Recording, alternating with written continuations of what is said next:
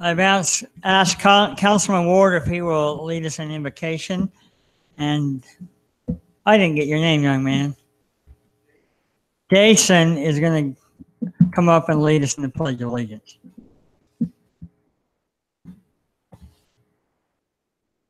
Our Father in heaven, we humbly bow our heads before thee at this time, grateful and thankful for the marvelous land that we live in. Grateful for this country, its leaders, and those who have come before to establish peace, and those backs whom we've relied on for what we have. We pray for blessing upon our community and the leaders here, those who protect and serve us. Ask a blessing upon the proceedings of this day. In the name of Jesus Christ. Amen. Amen. Thank you.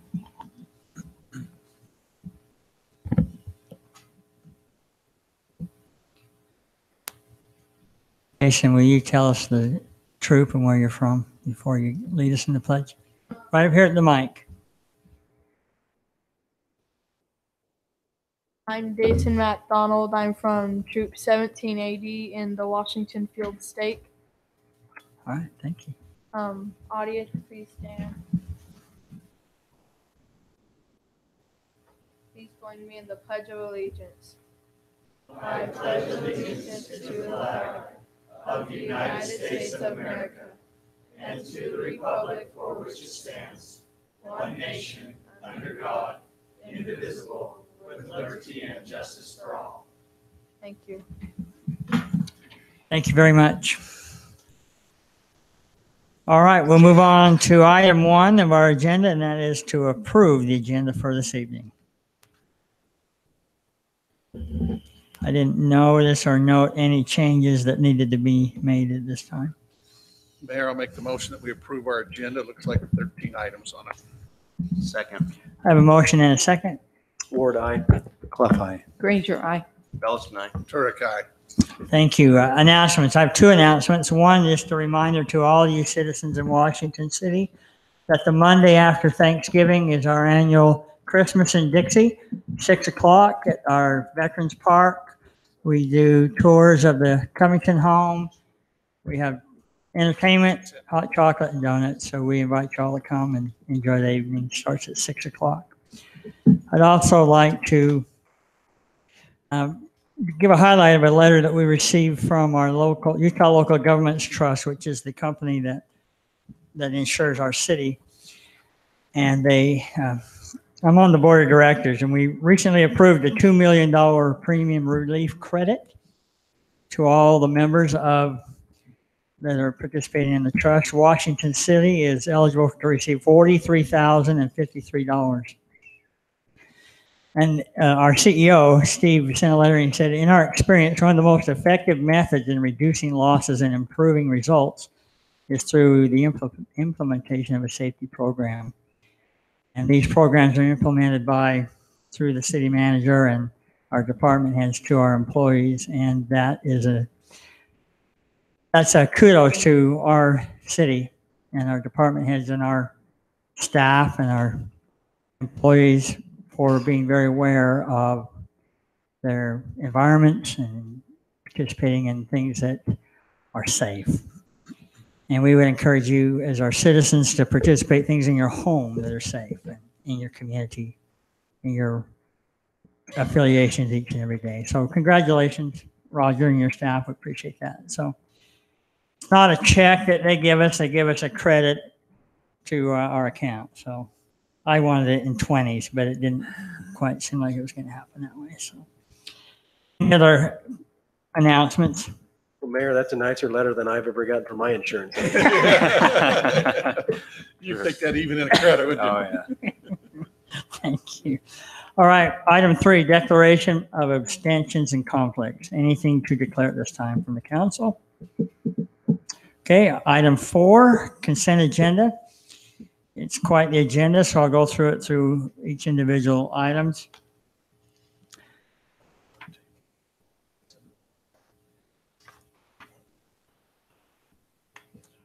You want a table? Okay, oh, that's right. Okay, we do have one change to the agenda tonight. Item D, the agreement, we are going to table that until next council meeting.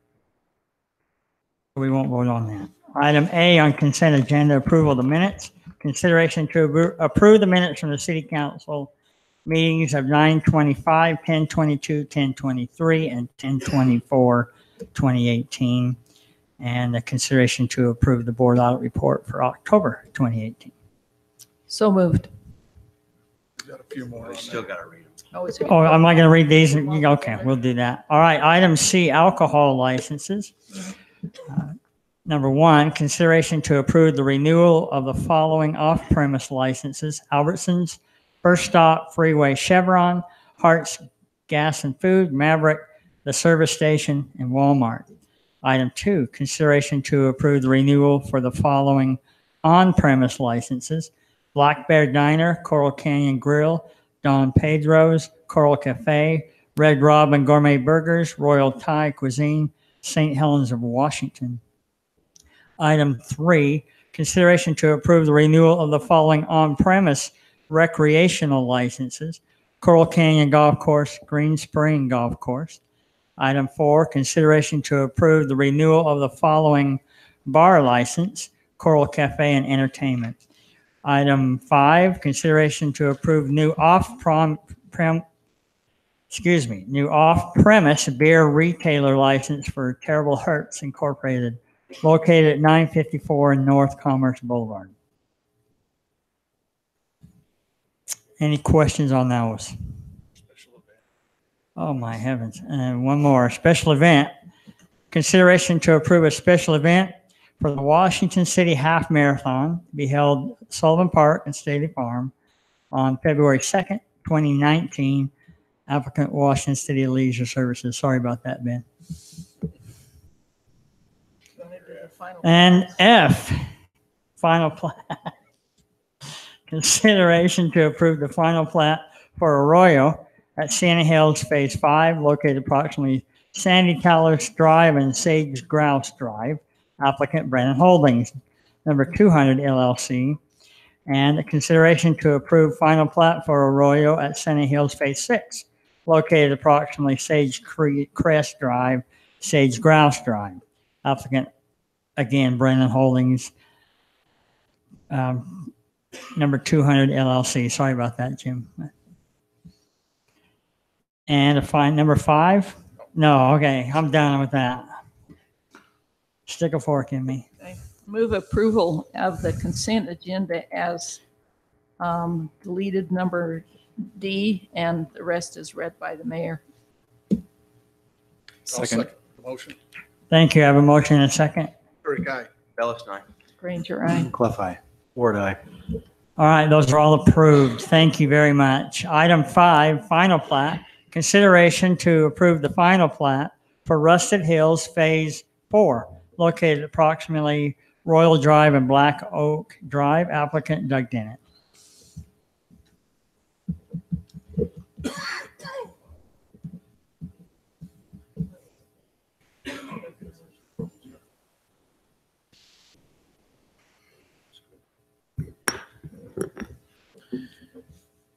Thank you, Mayor. This is a final plat. You may be wondering why it wasn't on the consent agenda, and I'll get into that as I read through my report.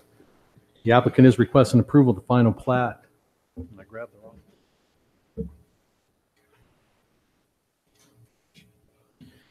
Of the Rusted Hills Phase 4 subdivision. This particular phase of the subdivision is proposing 31 lots, and the area coverage is 13.99 acres. The zoning at this specific location, and here's where the problem lies, is that it's residential agricultural 1 acre minimum, RA1, with bonus density credits. And along the east boundary is the single family residential 15,000 square foot R115 zoning designation. Preliminary plat was approved back on March 14, 2018. Staff reviewed the request and proposal. The proposed final plat mostly conforms to the approved preliminary plat, except those areas which are zoned R115.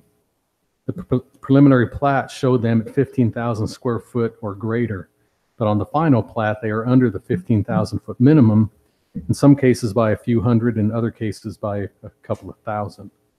The applicant's representative is wishing to address the Planning Commission and the City Council, and they did speak with the Planning Commission. And the lots that are in question are specifically lots 57, 58, 59, 60, 74, 80, 81, 82, and 83. Staff's biggest concerns are with lots 57, 58, 59, and 60, and I'll zoom in on those. Maybe I'll address the other ones slightly because it'll be easier to talk about them. But 74, you can see, is 214 square feet under.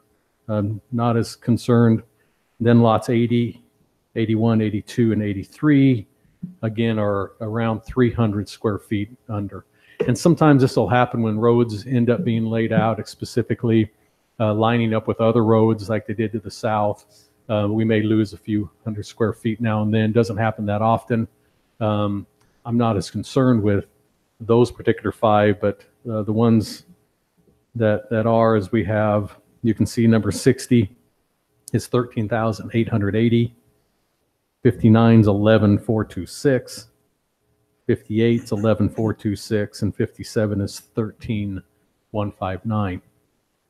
Just to give you a little history, where you can see the portion of the road off up at the top, which is Galilee Heights, I think. Is that what we call it? But it comes out of the Galilee area. It used to have a little bit of a swerve to it. Many of you probably been down that road at some time in your life. We were hoping when these subdivisions came through, this particular Rusted Hills and then the Roadrunner development to the south, that we could get these streets more squared off. And so that's what the hope was. The preliminary plat showed a road going through basically 56, 57, and 8, kind of just winding up into it. So they worked and were able to get this particular portion deeded over to them to make these roads straightened out. But in so doing, the lots they wanted to put 4 lots in here. Now, just to give the council an idea what happened here, this has gone through 3 engineers since its inception coming up. So the 3rd engineer, the current one, Civil Science, did not do the preliminary plat, and they weren't aware about the bonus density. They thought all of it was bonus density, not there was some straight zoning associated with it. So I told them that we had the problem. They wanted to come before the Planning Commission, City Council, and at least talk to you about it. So I'll move on. The Planning Commission reviewed it at their November 7th meeting. The Planning Commission unanimously, by a vote of 3-0, recommended denial of the final plat, Rusted Hills Phase 4, onto you, the City Council, stating that due to the lack of sufficient square footage on lots 57, 8, 9, and 60, under the minimum of the 15,000 square foot designation. That was their reason for the denial, which we always ask you to give. And so this was turned on over to you, the City Council. So that's my report. I'll be glad to answer any questions that I can for you. And then after that, I ask that we allow the applicant to come up and address you. So, but if there's any questions you have for me, I'll be glad to answer what I can.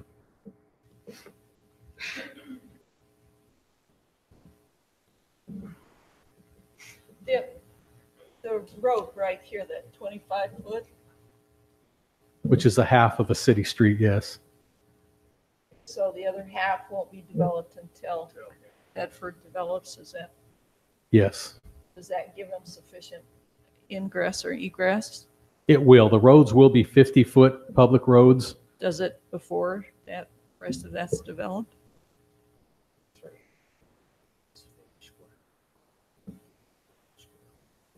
It will, but right now, is it sufficient? It will be, as we have lots of what we call half roads. 25 feet is enough for 2 lanes of traffic.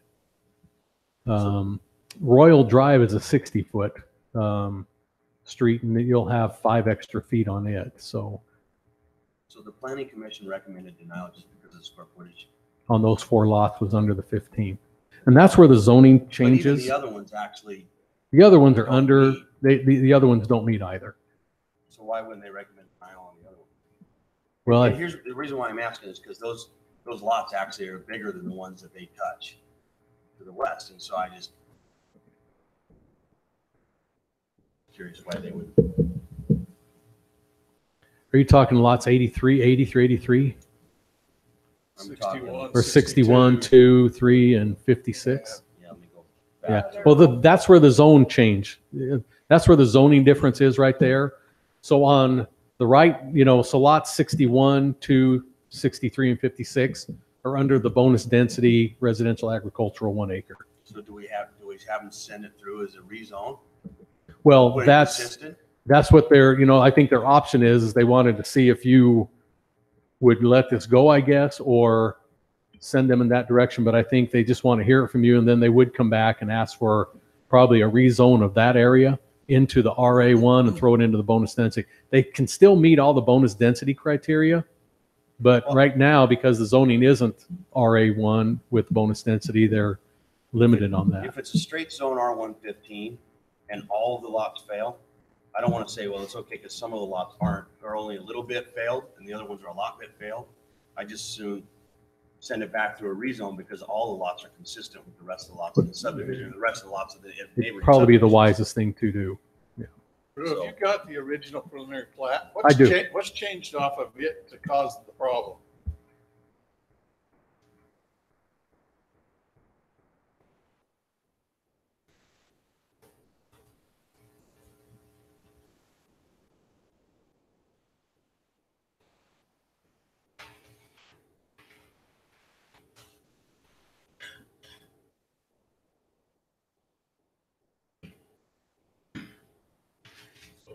Here's the preliminary plat. You can see these lots, and the numbers are not, that kind of happens between a preliminary and a final. So we're, lots 55, 54, 53, and 52.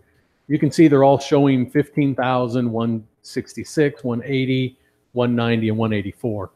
Now, I would imagine what happened was the street got pushed a little bit to the east, took out some square footage and all it takes is, when you're talking 100 and something feet, 2 feet to the right or left, you can end up losing 300 and some odd square feet.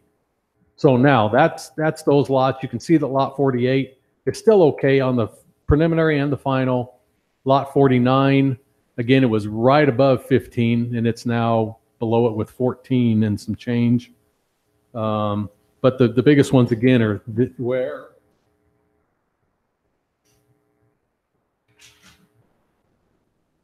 that shows you what I was explaining about that roadway going through, right through here. That's how it is built or was. It's been taken out now because they had preliminary plat. So this used to be the old roadway that had a Galilee Heights. It's called Galilee Way. You can see where we tried to get. We kind of knew we were going to get these streets straightened up.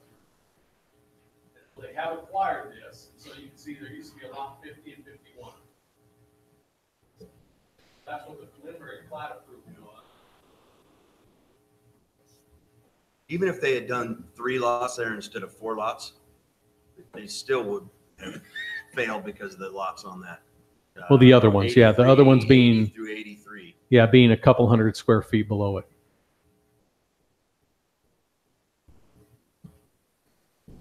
So that's why we held this off the consent agenda because, and especially since it came through as a recommendation of denial from the I kind planning of agree commission. with So Councilman Bellison. We don't have a percentage latitude. It needs to be no, rezoned. some cities do have what they call a percentage, formula. Density zoning instead of Instead of straight zoning. square footage zoning. Which I'm personally, I've never been in favor of that. I like you call a particular zone a particular thing, and it needs to be that minimum. So, or do a PUD. Are there any other questions I can answer for you before we? I don't personally really have a problem with it, except that I think it needs to be consistent with the zoning. So I think they need to just submit that back to the planning commission as a rezone and get it lined up.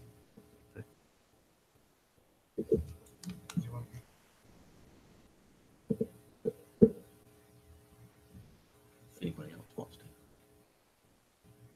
Any of the council want to hear from the applicant?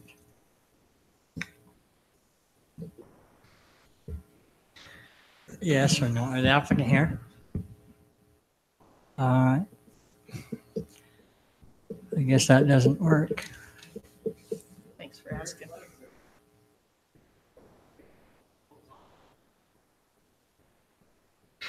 think they've known that that's going to be their next step with this, you know, Well, it isn't that it's not congruent with the other lots, it's just that it needs to do it right. I'd make a motion that we deny the final plat for Rusty Hills Phase 4 located approximately Royal Drive and Black Oak Drive and request that they go back through the rezone process so that we can get it consistent with our ordinance. Second. I have a motion and a second. Ward, aye. Clef eye. Granger, aye. Bellis and I. Turek, aye. Okay. That is not approved. So we'll move on to item 6, public hearing. Excuse me. A public hearing for consideration of granting a donation to the 5-county senior court program. Applicant Senior Court Program Coordinator, Joanne Lyman. Joanne, you're here, right? Hi, I was here a few weeks ago, so do you want me to explain everything? Probably a good idea. We may have some public here that don't Okay. understand. that- I'm always happy to talk about my program. There you so, go. Yes. So, yeah. So I work for 5-County Association of Governments, and I am over 2 senior programs, foster grandparents and senior companions. And that's a national program, a federal program, and they fund us and are very kind to us, but yet we have to have matching money. So that's why I'm here, because I need a little money. So I'll tell you about our program here in Washington City. We have 3 senior companions here in Washington. They serve 12 clients between them, and they have transported 3,648. Oh, that's their hours. Sorry. They've worked 3,648 hours this past year and transported over 17,000 miles. So a senior companion goes to the homes of other seniors. They take them shopping or to doctor's appointments, get their hair cut, any kind of essential errands. And they also provide respite for loved ones that need to get out. So they sit with the loved one while that person goes out and does their shopping or doctor's appointments. They provide companionship. If the person can't get out, they can go shopping for them or just come and sit with them, play a game of cards, things like that. So foster grandparents, they go to the schools and help the kids with their reading. They have to work one-on-one with the kids. They can't do what I call cutting and pasting and grading papers and things like that. They have to work one-on-one with the students. And they are both senior companions and foster grandparents have to work at least 15 hours a week. Most of mine do between 20 and 25. Let's see, we call them volunteers. However, all of our volunteers are lower income. That means they have to make less than $2,000 a month if they're single. And most of mine are well below that. They're just getting Social Security. So when this program was developed 50 years ago, it was to add a little income onto seniors, lower income seniors' Social Security. So they earn a little stipend, which is $2.65 an hour. They also are reimbursed for mileage, 35 cents an hour. They have to be over 55. They have to be, like I say, lower income. They have to pass 3 background checks. I always tell them it's harder for them to get their volunteer job than it was for me to work for 5-County. More hoops to jump through. But anyway, they're a great bunch of people. We have about 20 in Washington County, and Washington City has 3 of those. Hurricane has 3 of those, and I have 1 in Ivins, and the rest are in St. George. So you guys have a good share of that. Let's see, what else can I tell you? Probably just mention that request that you have. So Oh, okay. So like I say, I have to have matching money. So I go to the cities where my volunteers are located. And I am asking that for a $250 donation for each of my programs. So $500 total. Yeah. Any questions or? I think if you mentioned you were here at a work meeting that we had and kind of, Uh-huh. so a lot of those questions I think with the council got answered. Yeah. But obviously through a public hearing, we'll see if there's any public that have questions or comments. Okay. Yeah. All right. Well, thank you. Yeah, thanks, Joanne. Any questions? All right. This is a public hearing. Any of you that have a interest or not in this work and want to share it, I'll give you 30 seconds. 29, 28.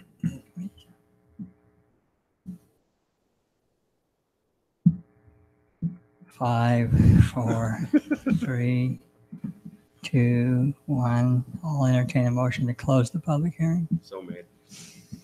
Second. I have a motion and a second. Ward, aye.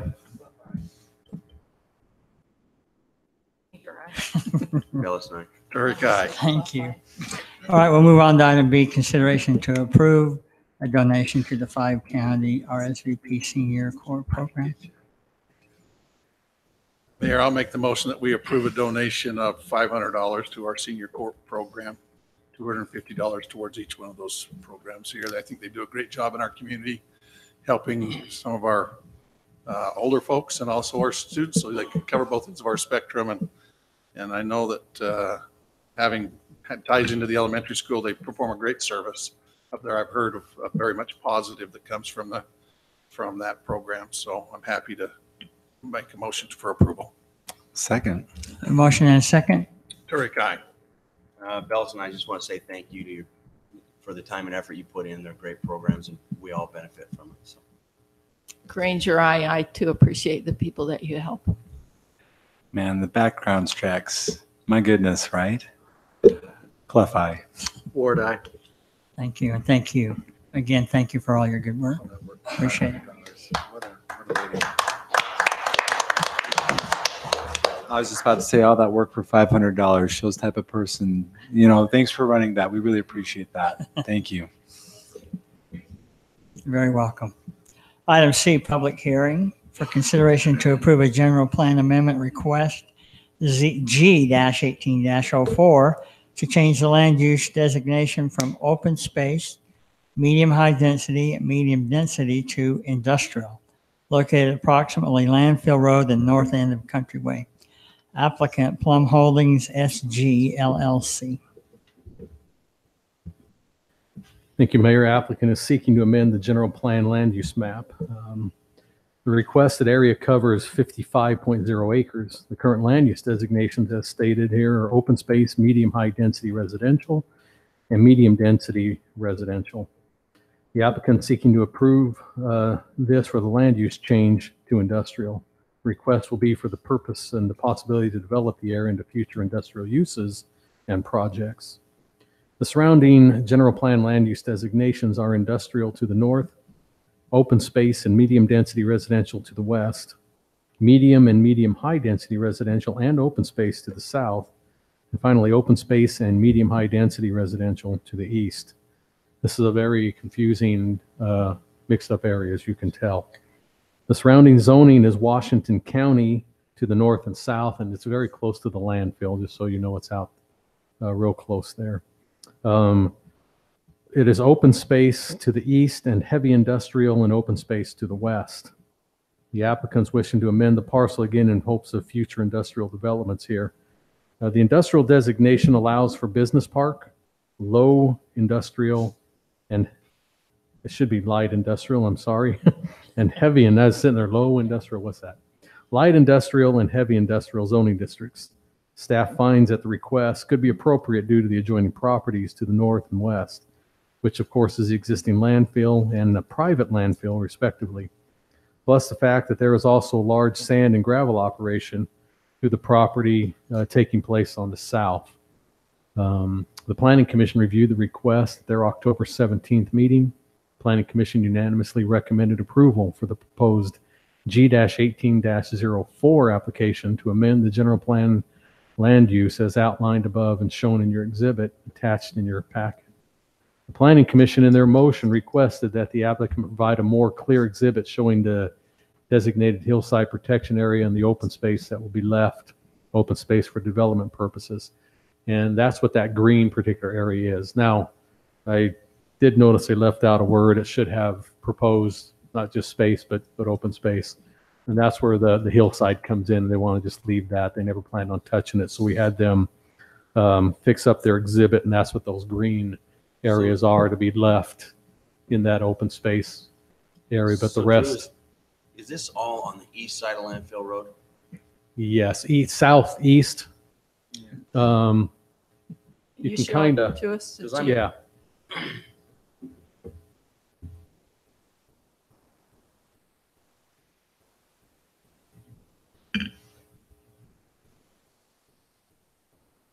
I'm pulling up the ownership info and the land, the plots of land, and it's just not really making sense to me.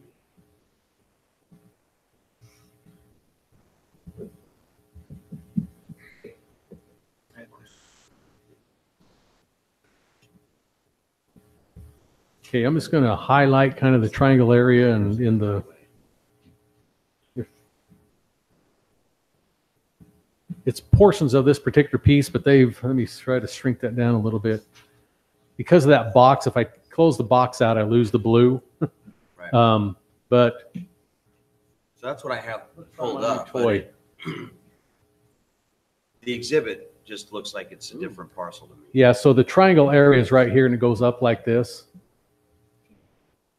Okay, so it doesn't include all of this. It's following these green dot that was on this wall. Sorry, yeah, I can do it on this wall too. No, when you But were it's shooting here. that one, you were hitting the. Oh, was it going? Direction. Okay. We kind of wondered. I got this as a gift, so to use. It's a new toy. I thank Mr. Dean Terry publicly in the minutes. Dean felt I needed one of these, so he brought it in. Awesome. So I appreciate him. Now I'm going to kind of close that if you have an idea, and you can see. Try to bring up Landfill Road. So either you hang the left and head over to the landfill, or you hang the right and kind of head toward Country Way, or off to is it Western Rock has their big operation out there. But it's basically this little area that That's fine. Your vicinity map shows it like it's further over, and then the actual ownership map shows it where Landfill Road goes through the middle of it. So that's Now they ended up with a bunch of all that property that was out of that foreclosure sale, and this was one of them. And they're just wishing to take this triangular piece here that's, now it's, and What are the restrictions we would have on the kind of industrial that could go in there? well, you'd have whatever, now, certain items, now they still have to come back and do his own change. So you would have your say at that time in that zone change, because they're either going to come back with business park or light industrial, So heavy we're just a industrial. general- And then we can get in and then, when we get to that point, I can kind of show you there are permitted uses and then conditional use permit all throughout the industrial code. And so you'll have a lot of still leverage.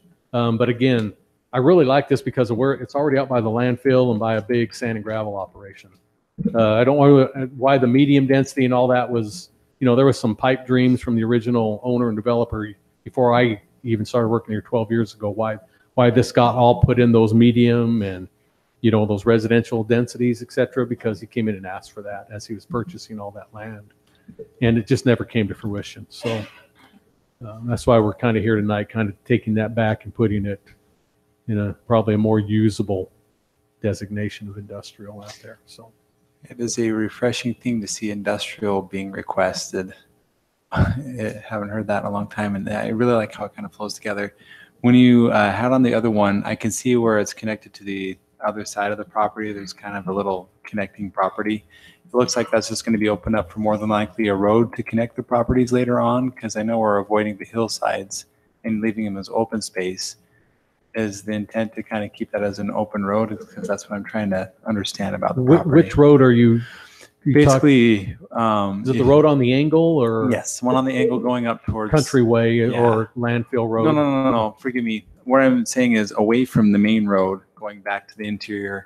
We have Okay. that little gap in the So center. this little area Yeah. here. It looks like that's functioning as a connection to the other side of the property. Well, those right are now. different property owners in there is what happened. So it's just, again, it's how the ownership got in the Split. state that it was. I don't know. That's, to do a little research, maybe the county, but those are different owned pieces in there. He owns what came through, I think, in the foreclosure sale was everything but those two rectangle boxes. He Like owns the one on the north, or the one further out. the The two one on the rectangle south, somebody else boxes. owns. What's that? Oh, he has one of them. Yeah, he owns I'm the not one- sure the, top one. well, you can always, let's see, we can. I'm too.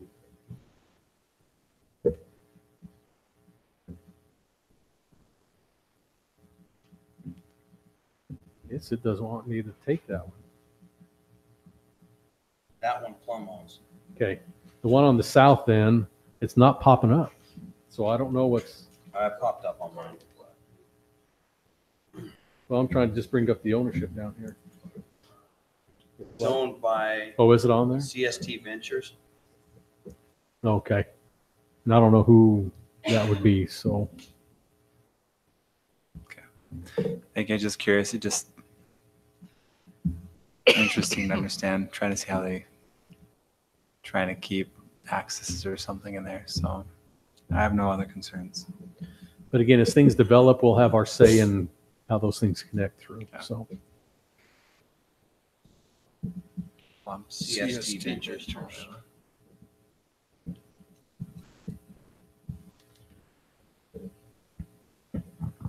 So that's kind of where it is, even though this all looks the same from this altitude that we're at right now, but hopefully that helps you have an idea, so. Thank you, Drew. Any questions for Drew? All right, thank you. This is a public hearing. May have a comment or an idea or a thought or a discussion or a issue, you're welcome to come up.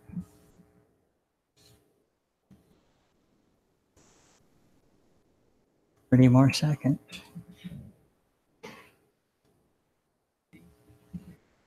5, 4, 3, 2, 1. I guess I'll entertain a motion to close this public hearing. Second. I have a motion and a second. Correct, aye. Phelps, nine. Granger, aye. Cliff eye. Ward, aye. All right, thank you. We shall move on. It's probably good to note that the decision will come in 2 weeks on Right. that since it's general plan change. Thank you, Councilman. Item 7, preliminary plat. Consideration to approve the preliminary plat for Product Pecana subdivision. Hope I pronounced that right. I apologize if I have not. Located at approximately 475 North, 100 East. Applicant Craig Engel. Thank you, Mayor. Applicant has stated requesting preliminary plat approval for Prada Pecana. The applicant is proposing 10 units on an area coverage of 1.17 acres. Zoning at this particular area is the PUD residential. The surrounding zoning is R16 to the north and south, with R16 and R2 to the west, and mobile home R3 and R16 to the east. The proposed subdivision conforms to the approved zoning, the PUD zoning. The request meets the subdivision requirements and other city ordinances at this location. Staff reviewed the request and recommended approval with conditions. And the Planning Commission held a public hearing and reviewed this on their October 17th, 2018 meeting.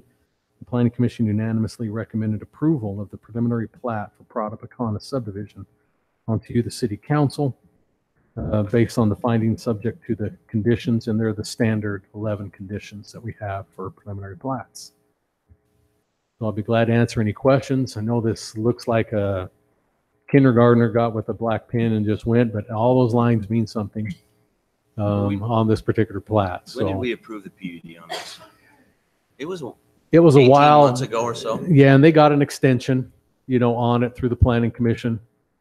So they're back with their preliminary plat now. Like, remember, this is the one that they had the property owners saying that I own this down here, and he's saying, no, so they finally got that all cleared. That's why the extension was granted to them, based on just getting that time taken care of. So everything is supposed to have been worked out between the two property owners. So that's why we're here with the preliminary plat. Drew, one question, as I recall when this came through, part of that motion was that we were carrying 100 east clear through the project up there. And now we've got a bulb showing here. That is true. What it is, now we own half of that street. They own the other half of the street. Is what that is. So, that's really all I can say is that unless we want to make them build a half a road to the Well, north. if I recall what the motion was either they could build it or they could put the money into an escrow for when that street was put in, that they would then develop their half of the street as we would require any developer to do. As I recall what the motion was when the PUD was passed, because I'm a firm believer that someday that you're going to need that connectivity up there. The concern was to tie in into 500 North. Right? Correct, which is just on the north side of this property. So that was, if I recall, the motion was to either they could put the road in at this point, or they could make sure that that was in escrow to where they were going to cover the costs of it when it was time. Right. Just want to make sure that that follows on through.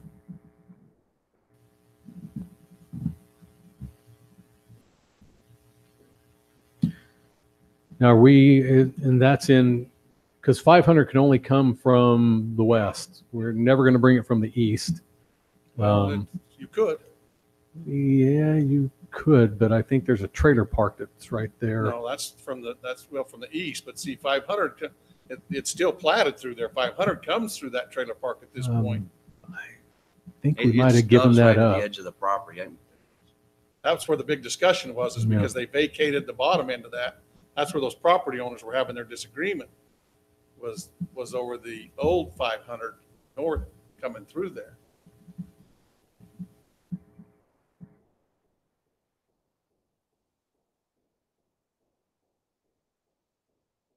Quite the slope there too, isn't it?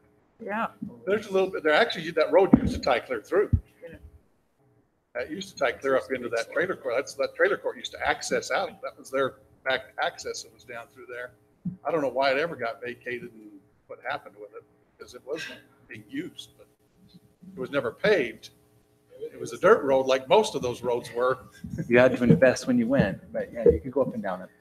Yeah, see, because 500 on the west, I guess, is gone. Absolutely That's where gone. I can say this is where the landowner dispute happened, but to the east, if you look to the east, see, it still comes through the trailer park right there.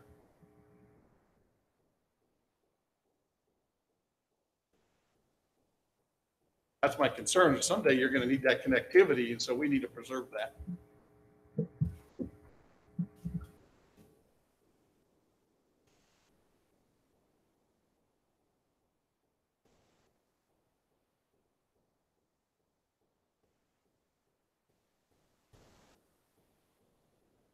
Has the fire department looked at this?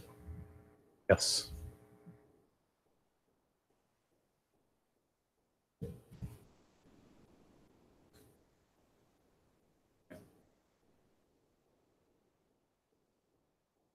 This version or an old version?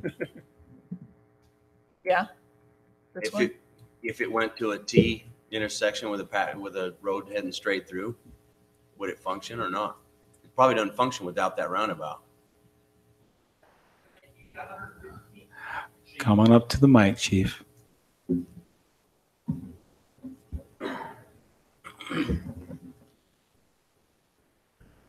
It depends on the length and then and what it's going to be. The statute gives them 150 feet, well, the code. So to go past that, and I can't remember off the top of my head. Even if you extend that through and go all the way down, I think you hit right in that ballpark somewhere when you push past it. So that even coming down in is a little bit longer than that, but you're not backing out onto any streets as far as that goes, and That's where some of that, they gave that allowance.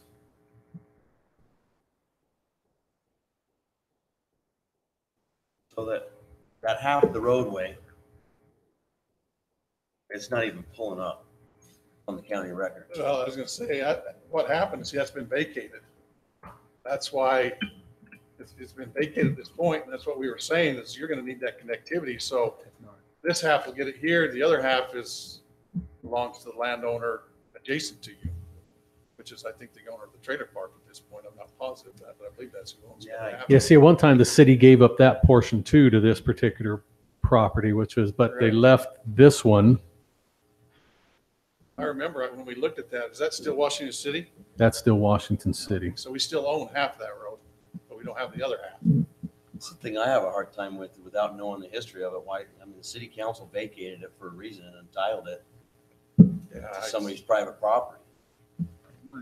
I've got all the deeds to show it, but it doesn't give a reason why any of them done. You have a whole slew during that time period. The only thing that concerns me, we've had a lot of discussion, if you recall, about this northern, in fact, there's a piece of, I don't know where it's 500, but as you come across, we built a piece of that frontage road already in place up there. And there's been a lot of discussion of that connectivity of that northern part of our community. And I wouldn't see why we don't want to preserve that and keep it in place. I mean, if you don't do it now, you're never going to get it done. Yeah, see, all these particular lines, Bruce, better use my toy. Which particular lines? These, just follow with me. That dotted line, and then this dotted line. Those are all, that's been still set aside for that future frontage road. So this area through here on their plat is already given if that road ever does come in. They've done that on this particular, where it says the community garden there. But that whole area is there, that's been set aside if that frontage road ever comes to fruition. And that still is, I think, on Mike's master road plan, or not, Mike? Is that? I still think that you need to go back to the original PUD when it was approved. That road was part of that motion.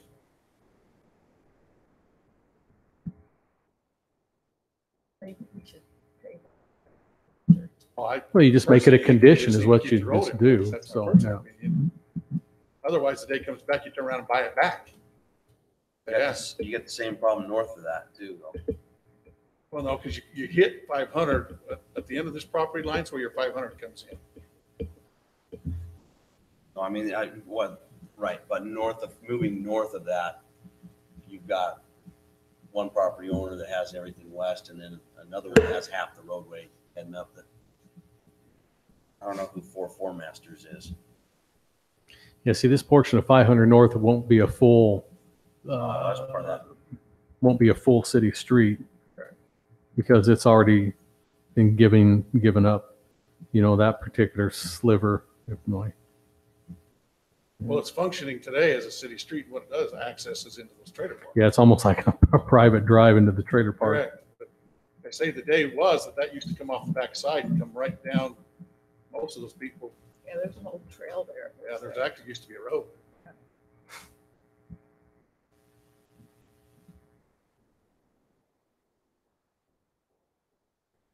Anyway.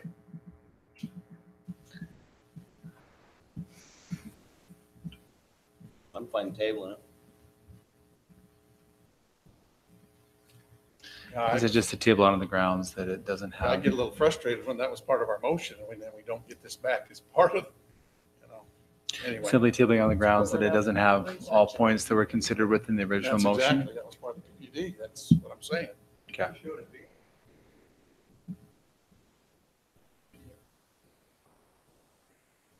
Well, the old original, what it was, we'll have to go back and read, but they actually had, where you just came in here and they had 3 visitor parking stalls designated in here Correct. at the end, and it just came into a 90 in through here off the street there. So that's why then this came about, because of the fire department wanted the turnaround there because of the distance up I know from originally- 400. Correct me if I'm wrong, but originally we had another building there. The concern was if we ever did have to question. Well, that's when your final approval shifted it over. Shifted it over. You didn't- They used to be at an angle, Used to have that one at an angle coming up just to give more room in that playground area. But because of that request, they pushed the building over and met the setback off of there. Were you talking about you've left room for the frontage? Use your little pointer.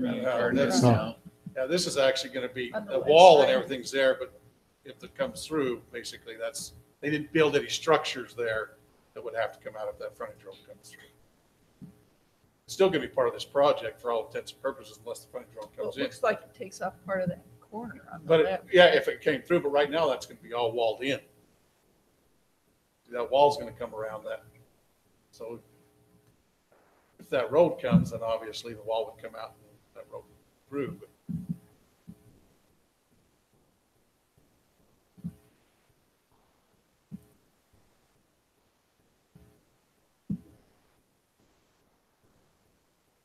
But he's showing the right of way on there though, old right of way. He's just showing what the older right of way, was.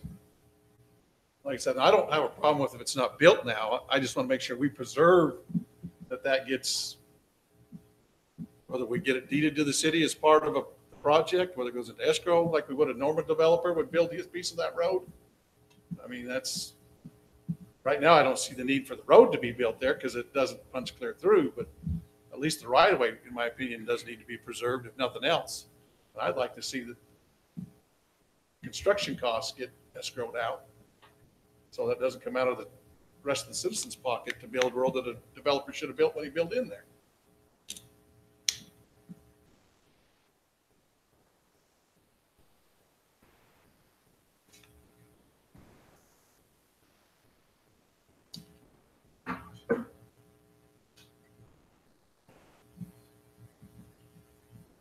I don't know what the motion.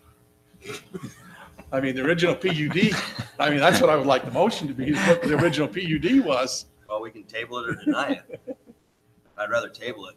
Yeah, I'd rather table it and let us come back and work it the way it's supposed to be worked. So with that, I'll make the motion that we table. I'm not even sure what item this is, Mayor. 7A. 7A. 7A. The Prada Pascana subdivision preliminary plat. I'll make a motion that we table that. Second. A motion and a second.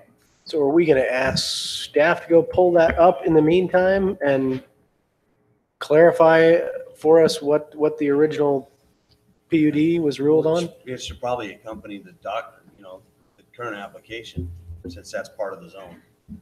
Yeah, we'll go back specifically, everything that was written in there, and then have this be taken care of accordingly, whatever that was. Pull the minutes and exhibits and attach that in the packet. That'd be Yep. great. I'd appreciate that. Ward, aye. Clough, aye. Granger, aye. Bellis and I. Turek, aye. All right, that's tabled. Item B, consideration to approve the preliminary plat for Majestic Hills Phase 3, located approximately 1300 East, 3500 South, applicant D&G Property Holdings, LLC. Today, the applicant's requesting approval, the preliminary plat for Majestic Hills number 3. The applicant is proposing 25 lots and the area of coverage is 10.77 acres. The zoning designation at this particular spot is a single-family residential, 12,000 square foot minimum, referred to as the R112 zoning designation. Surrounding zoning is R115 to the north and west, with open space, which is the gypsum debris basin, to the south, and R110 and C1 to the east. The proposed subdivision conforms to the approved zoning. The request meets subdivision requirements and other ordinances of the cities at this location. Staff reviewed the request and recommended approval with conditions of the preliminary plat. The Planning Commission reviewed it through a public hearing held on October 17th, 2018. The Planning Commission unanimously recommended approval of the preliminary plat for Majestic Hills number 3 subdivision to the City Council. That's based on the findings subject to the conditions. There are a few little extra ones here, and I'll kind of zoom in on this area. You can see there's a lot of little diagrams and some things here that are associated on this. So the first 11 are our standard. I'll hit number 12, 13, and 14. Number 12, a landscape strip easement will be added along the north side of 3650 South Street at a minimum of 15 feet wide. Plans will be submitted to the Community Development Department for review and approval before any work is conducted within the landscape area. Number 13, final plat approval to abandon the flood control easement shown in favor of the canal company must be obtained from the deeded beneficiary, Washington County Flood Control Authority, prior to recording any final plat for this development.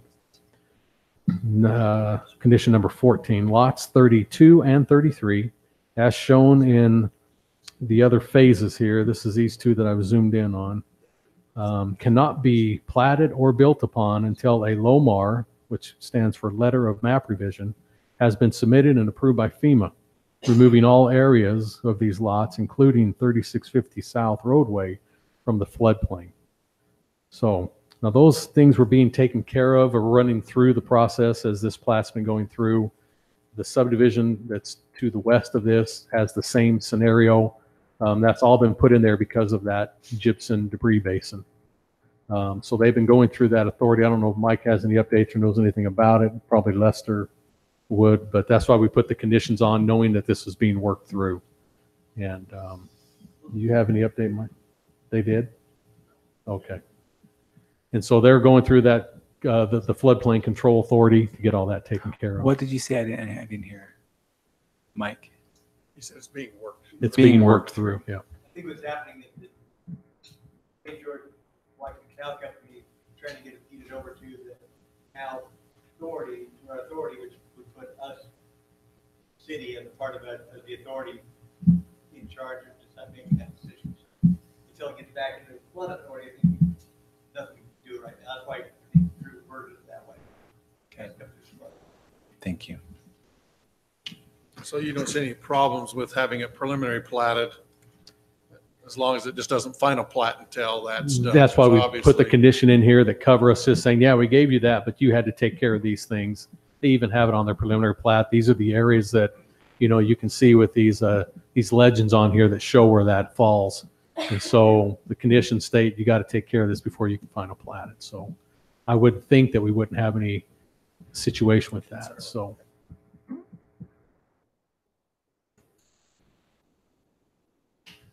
The condition about the landscape strip, can you walk me through that? What was the thinking with that? 15 feet? Well, on these main roads, we've been having all the subdivisions put in a 15-foot landscape strip. The one to the west of this, because this is kind of, should be turned the other way, but we've just been having everybody, especially along some of these major roadways, put in these landscape strips to kind of keep the block walls off of the sidewalks, just to kind of help soften that drive through some of these main roads.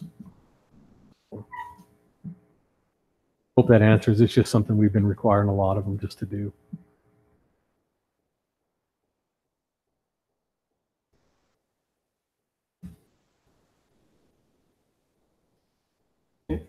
Mike, could you maybe come up and just kind of walk us through the drainage and that gypsum basin there?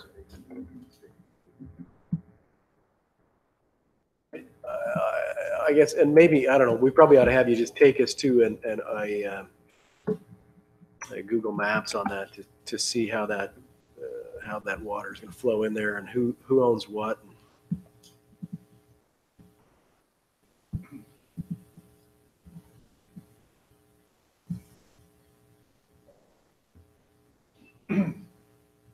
Well, the gypsum basin, there's 3 basins that were installed out there, funded by the NRCS. They were put in as flood control structures for the farm ground. So when the NRCS did that, the ownership actually fell under, the easement actually fell under the canal company. Now the debris basins have become more of structures to protect life and safety of the homes being built out there. So now the flood control authority is going to take over those easements in those areas. The canal company is willing to deed those over to us. We just have to go through that process. So this basin actually captures the runoff off the Long Valley area. It was mainly designed as a debris basin to capture the main debris flows that would come down. And then it has outlet structures, slowly releases it out into a piping system that actually carries it all the way to the Fort Pierce Wash. These are way overbuilt. They're built at the actual PMF, approximate. Given some of the storms we've Basically, had a recently, Noah's Ark flood. you still think they're way overbuilt? They are way overbuilt. I've been here 20 years and the most water I've seen in that is about 6 feet deep. So they're very much so overbuilt. I'll take an overbuilt over an underbuilt. Yes, I would too. So Is that a potential park, Barry? we actually are looking at it as a potential park area. Actually, the one. Had to ask. Yeah. The Stookie Basin is one we're really looking at, I think, for park. Okay, but some of that basin actually does go into this property, correct? I think the little Yeah. finger that you see going Yeah. up in it. Yeah, so right here, these are those lots, 30, 50. Just that little finger in there. That's the I think part of this, them taking that out, they actually remove some material and keep the capacity of the basin intact. Show me where the water is flowing into that basin from. All over. All of They're those, just all the those little fingers washers, coming in from rivulets, every one of everything them. that flow in from that area. There's quite a few little areas that flow into it. And so, Maybe zoom and by way them out. cutting that out, I don't know. That's not a drainage that drains into it. Basically, They're that filling that whole in, but they're valley- giving some back. Yes, too, they're though. gonna, It's they'll one for remove one. some material out to keep that capacity in there. Well, and I guess, but I'm more concerned about where it's flowing into that basin in relationship to this property here, and what kind of future problems that might create.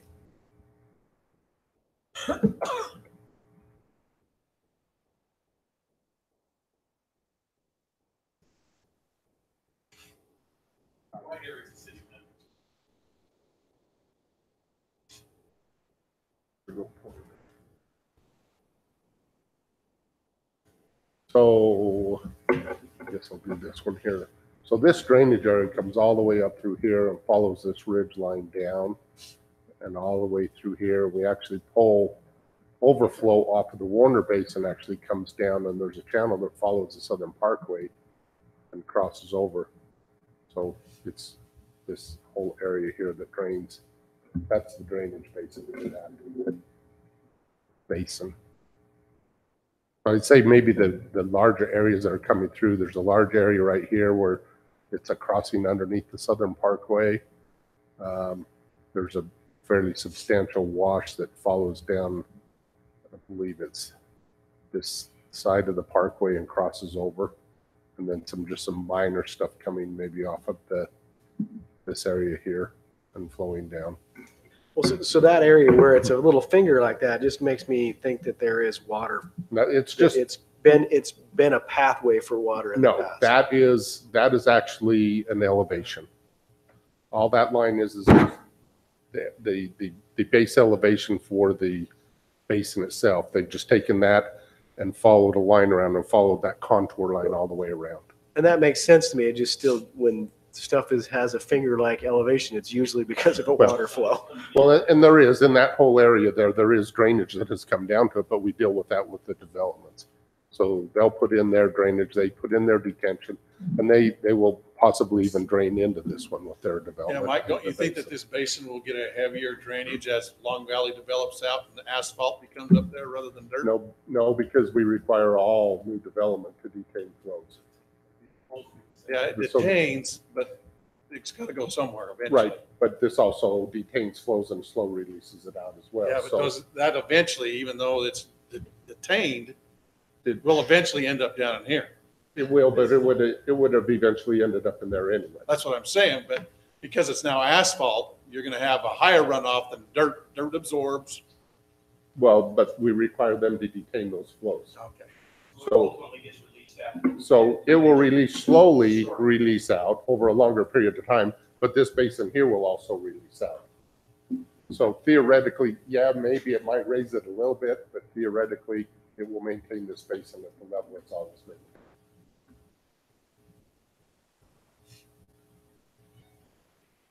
Yes, my point was I'm just glad it's overbuilt. It has pipes to take the water out of here when it gets to a certain level, that box out there. I And know. it takes it to the south and off to the river. That's what Sugar London Fields, that's the main That's- drainage line running. through Yeah, I there. remember Out we, here. we revamped the subdivision Yeah, it's around all those. water coming into those, it's taking water out.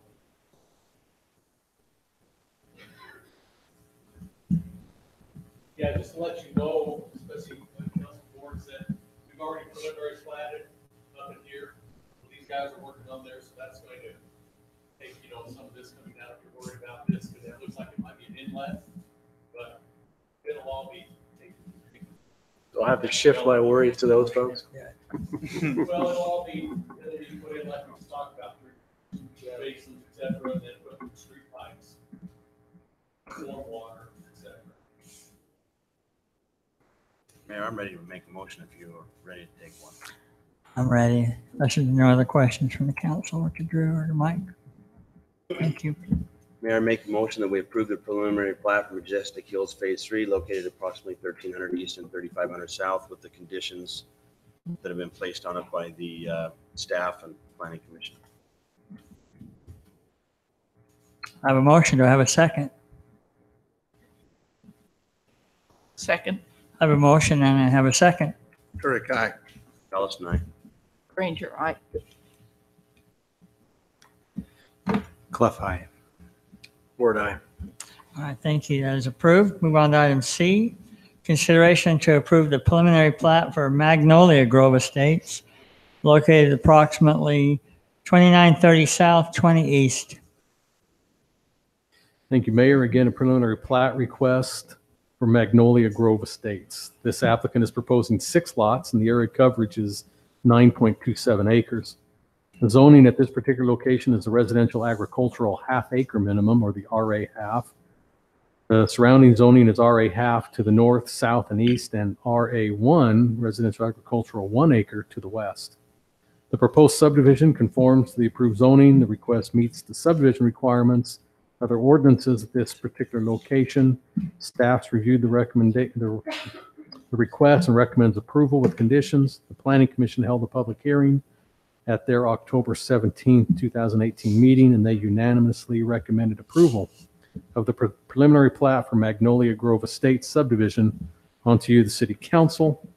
And it was just the standard 11 conditions on this particular item. I'd be glad to answer any questions that the council might have on Magnolia Estates, Grove Estates. If you want me to bring this up in an aerial, I'll be glad. Kind of not too far away from here.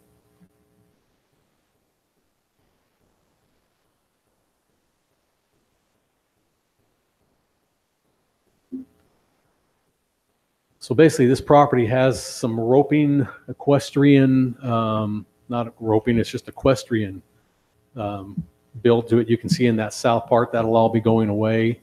The home, if you wondered why that one lot is bigger than the rest of them, is the existing home on here that has the 2931 will remain on one lot.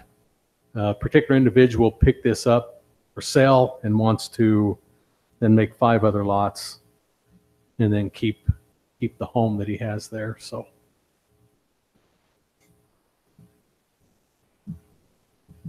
any questions I can answer for you?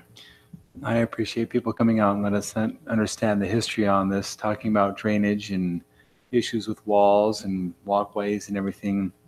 It was good to hear public come out and talk about their approval and support of development in this area, give me a better understanding of the intent of how this could be a benefit to the community. My overall thing is just making sure on 20 East, we have verified that that is where we will continue walkways coming across. Is that like sidewalks? Yes, that they'll be responsible to develop all the street frontage, curb, gutter, sidewalk. Within this Yes, development? Yes, just on their development. So whatever, from this corner right here that you see about where the 20 is all the way north till you hit the development right above them. All the way. It looks to Up me to like this they're area. realigning the road that goes into it, right? Yes, that So that will, road's gonna be tore up and then it's gonna be realigned into a Exactly. new road. yeah. So that road will be actually be moved halfway in between, up there kind of through that one field. And then this is all gonna be tore down then? I think so. I hate to see that go, but they might keep it on there and offer it to whoever builds. I don't know, but they wouldn't be able to have that many because the lot's going to be too small for them to have that many horses. So maybe they'll sell the building to someone to reestablish it somewhere else.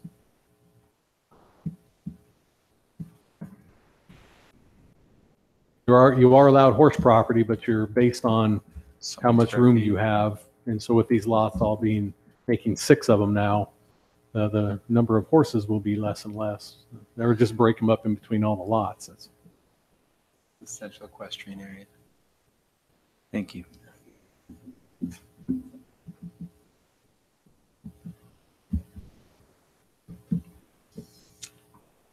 Any other questions for Drew?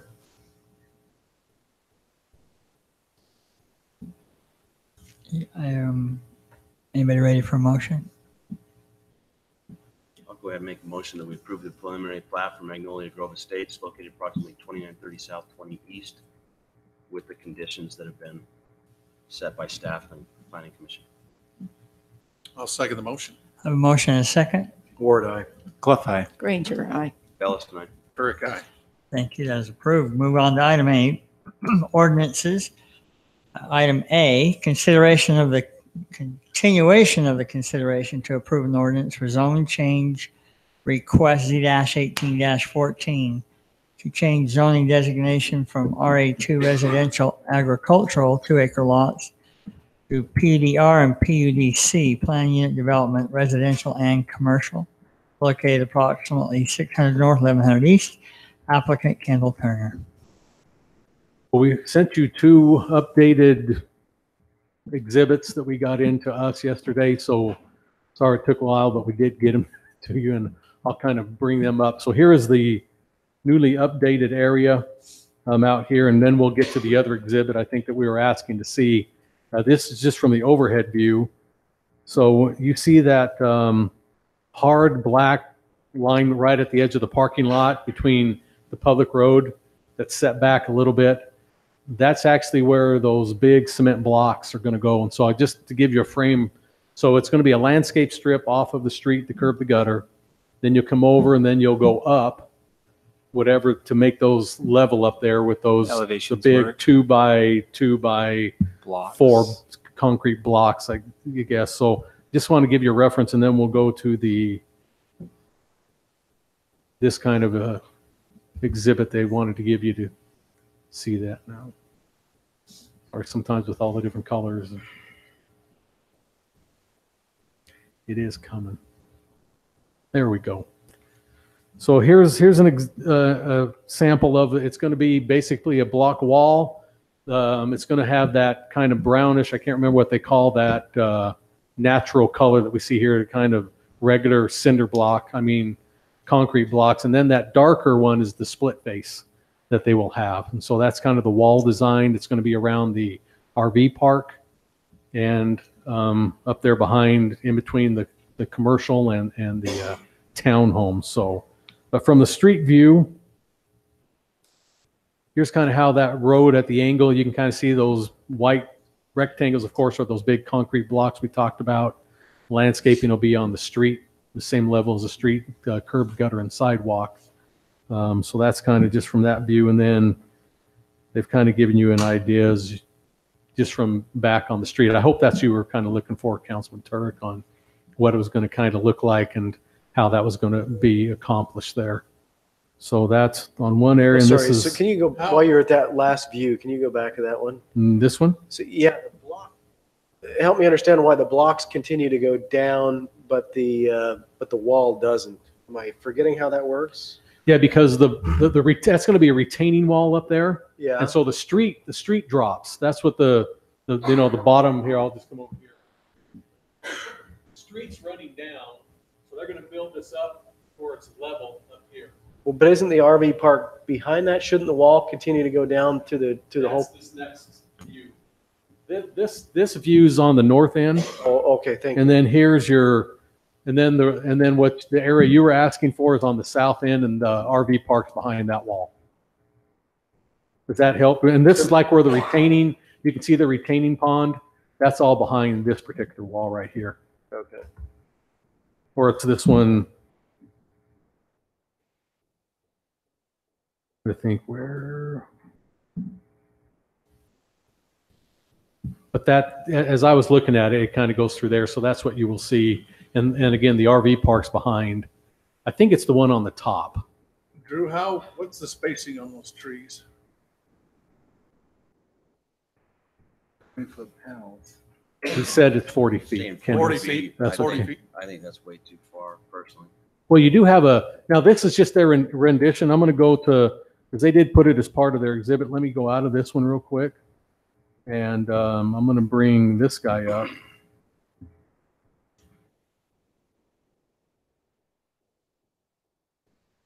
Right. This is kind of how the landscape is going to be, but that just gives you an idea of the trees and the spacing along that street right there.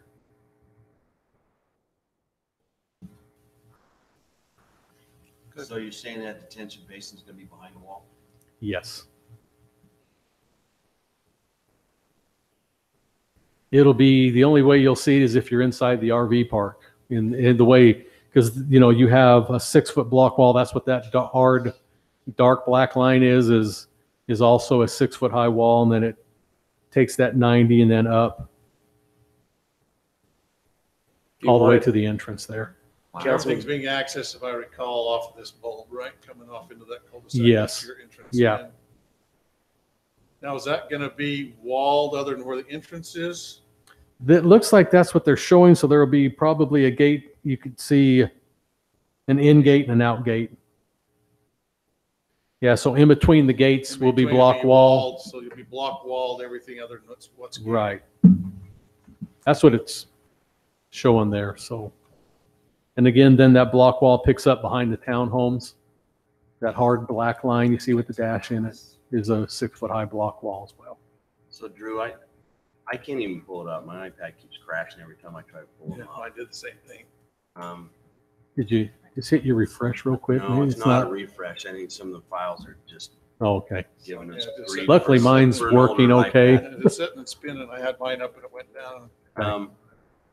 But looking at the thumbnails, we've got 2 plans to have let's just change course for a minute. We've had a lot of talk on the RV park, but we haven't even touched on the residential side, which is part of this plan that we need to, Correct. have some discussion on. We've got 2 overall thumbnails that show a bulb at the end. We've got one that shows a hammerhead. Yeah, sorry. It is this is what the fire department wanted. And I kind of pulled that out in your last meeting is that this is what the fire chief said, what he has to have at the end because of the length of that. And he specifically ordered it to be 120 feet plus. So you can see they went a half a foot beyond the 120. So this is, yeah. So I'm sorry yours aren't coming up, but this is the plan as it came out and all with the finished product on it. So the block wall separating the RVs is 6 feet. How high are the buildings? These are going to be 2-story buildings. So I'd imagine you're looking at 8'9", 17. They're probably 23-foot high buildings. Now, again, the Turners own everything, the property directly to the west. On the north end is Bluffview Townhomes, which is, again, the same. It's kind of almost the same Well, they product. sit quite a bit higher too. So And the townhomes are up higher, actually, because there's an elevation change there as well. where are we showing, we have an issue up there for trash enclosures and things like that? Yeah, what they did was found, out of these, I think they only had 2 in there before. They've gone to 3. We also, They probably need to add some in there. yeah. And then this particular area you can see is a trash enclosure for the commercial, which we wanted them to add. And then they added this one down here also for the 3 commercial buildings. So they'll have 2 trash dumpsters there.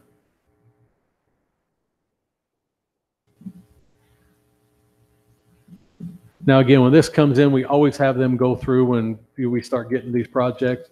They have to go to solid waste and get their okay on whatever's, what they are going to feel is appropriate that they'll need. So, Drew, what's your feeling on the application as a whole? On the completeness of it in working with our current PUD? Because the next agenda item. The difference in application between the two is pretty dramatic. Right. So I don't, I feel uncomfortable. We've got with having somebody have to step way up and somebody not. I mean, I think for me personally, I just think there's a lot of holes in the application as presented that need to be addressed. When you refer to stepping way up, what are you feeling they're not stepping up on in this application? Well, we had some real landscape plans. We had some, road profiles. We had elevation plans, multiple elevation plans. We had, it's a 43-page application or 43-page zone report that came to us. It was some really detailed information and text on here's the issues we've presented and here's the way we fix it and address them. And it's got to be consistent. I think one thing that's kind of not quite apples to apples is how willing and open this particular developer has been on everything we've asked. He's come back and developed it. I think he's also been really clear on any type of thing where he's gone, well, I can make that, I can make it work. There is a difference in phasing in all fairness, but I can't really say this particular applicant hasn't really stepped up and done this particular part. He's done what we've requested him as a council. So if he hasn't done anything, I'd like to know in particular, what has he not done as a request from the council? I think it was requested that that he addresses those view corridors. This is a visible property. Correct. Any way you look at it, it's a visible property. It's going to be seen from a lot of different angles, and I just don't think. I think it still lacks personally. So we haven't spent much time on the townhomes. And one of my biggest I concerns see. with the townhomes is what we're experiencing on the townhome adjacent to it. And I don't know that our parking, I'm still concerned with the parking that we have in there. So that's the big problem we have up on the other one is it's a parking disaster zone. And so I think it behooves us to make sure we get it right on this one. But I We feel don't like compound the problem. And so that's one of the things that I agree, Councilman Turk, but I was under the impression last time that was brought up that they had addressed the parking on this particular development. And that was one thing that we brought up when we discussed it, and I don't remember that being something to send back to them to do. No, I felt like think we that we talked said that about we were going to that. have that discussion concerning the parking. Do they meet the letter of the law? They certainly do. Do they meet what we have there? We were afraid. But I thought you didn't. basically, there wasn't any extra parking. So if you get two cars per unit, you're fine. As long as you don't get any visitors, as long as you don't get a third car. Because then all of a sudden you begin to spill where? And that becomes my concern, especially when you start to spill out into this other roadway, like this is happening on Bluffview. They're spilling out onto that main roadway to park, which all of a sudden now creates us a problem when we have to go fight a fire. We can't get there from here anymore. So are we thinking we needed a change in the parking ordinances? My personal opinion is yes. And that's why I say I don't know that it affects what we can do here, other than if there is anything that we can say, yeah, can we squeeze something extra? I guess that was my hope in the discussion was, is there any place that we can squeeze a little extra? If there is, there is. If there isn't, there isn't. At this point of the game, obviously, the ordinance is the ordinance. We've kind of had that discussion before. I'd say this isn't the first time that particular concern has come up. No. Oh, it's a real concern. Happens on the road, in the blocked roads. Because in Bluffview Townhomes, it's private streets. It is we know what it is. What it is up there, and it's not very good. But part of this, one of the differences, and I don't know. You could probably debate this on this private street, but these are all parking stalls. So you would hope that people aren't going to be, I got to pick the right word here, awful enough not to park behind. Yeah. parking stalls, you know, to You would create hope that. But let me tell But then you, again, if it's a family, they're saying, well, it's only my two people that I'm inconveniencing, and then they've blocked part of that private street. Now, it looks like there's a little bit of room, you know, at least 7 feet. So if they at least got off the private part of it and parked right behind mom and dad's two vehicles, if I'm Joe stack them in. teenager and he's right behind the two of them, then that's their own worries, and they can fight that out, you know, with the family unit. But we do have a little bit of room. Where do they go? We can't do that if they. Exactly, and that's where this issue becomes, you know, worst case scenario. Yeah, there could be a big problem in Where are there. they gonna go? Now, the other thing is, here you have a public road, and we all know that we can't stop people from parking on public roads. Well, we can, but we've not done that. Yeah, you could paint all those curbs and sign them, you know, but then that just opens up for other places that you'd be doing that. On the Thanksgiving side, that my relative that lives in a townhome, he's parking at my house during Thanksgiving. I was gonna say, I don't see grandma That's and where they're grandpa coming. saying, come over to our spot here. Now, I need to also point out before I forget, I found 4 other, sorry, I didn't notice those before. And then I'm going, whoa, wait a minute. There's There's more screen 4 trash extra areas. screen trash containers. Just throwing Based that. off of our So now we have request. 7 Well, I for, see that. I think we need to Yeah. put some down on that west end though, because you know, the guys in that west building are potentially hauling leaky trash all the way across the place. I think it needs to be decentralized a bit. just putting the CCNRs, no leaky trash. No, just- Well, oh, is there I- enough space they where have they're it in showing CCNRs this? in Bluffview that the cans gotta Oh, be, that's a- you know, put up and they're out Yeah. in front trying to, you know, They probably could put something in there at an angle. I'm trying to find out for the guy who drives the truck too. He's got a, especially when you're in a townhome project, if it's loaded with kids, I just feel sorry for those solid waste guys sometimes going into some of these. Yeah. Yeah. And there's no room to put one on one end of that hammerhead. Well, there might be. There, Mike, you if you might wanted to be piece able the to. It'd have playground- to be at a little bit of an angle right there, maybe where that tree is, or up in that, you know, they could put it at an angle, which would help, but yeah, that would, I could agree on seeing that being decentralized to make it. I know I send my kids out to throw the trash away. Poor kid running all the way down, running all the way back. what happened with the elevations on the townhomes, because they're not part of our packet anymore. I don't know why they didn't get transferred over. You had them in your regular public hearing. I can go get them for you. That's no problem. We'll just back our way.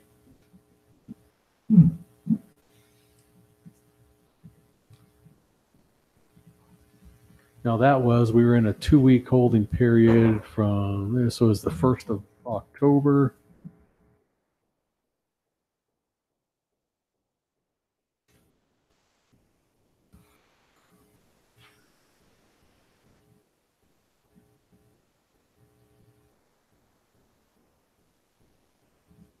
I thought it was in the 1st of October, wasn't it?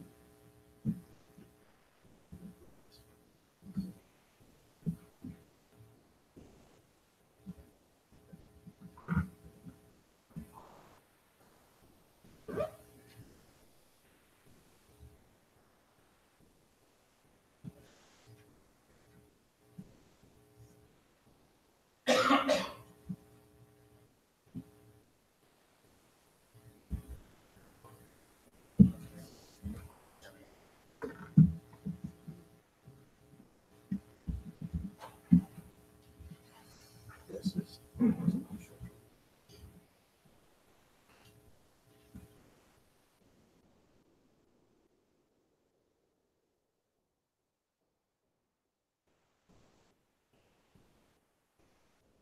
Hey Drew, is our PD hit the online code yet? Because I'm still seeing just the.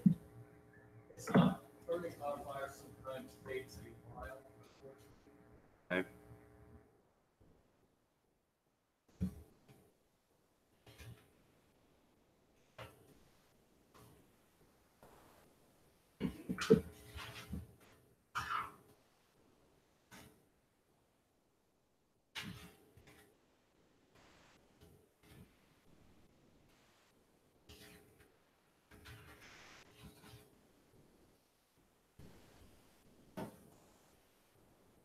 Going up is.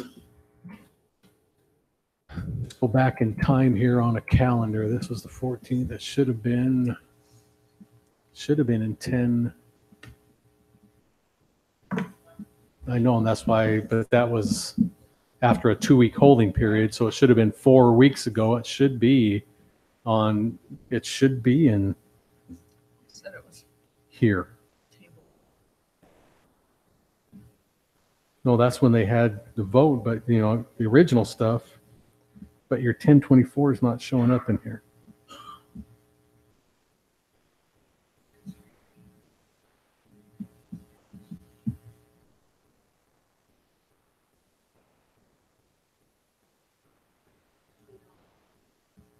Well, that's the work session, regular meeting. Can you pin, because mine's not showing it. You can see I don't know why I'm not.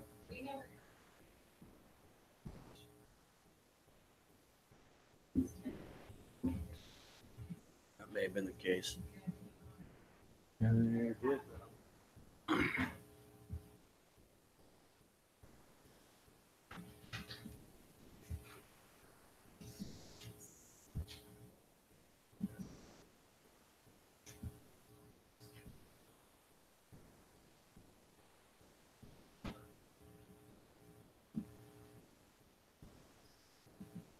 There's your regular meetings on 10:10. It's right over there, Drew. Fourth one down on that side.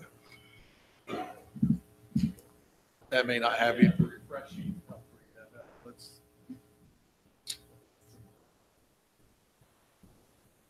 You sure it wasn't attached at the bottom? Because it.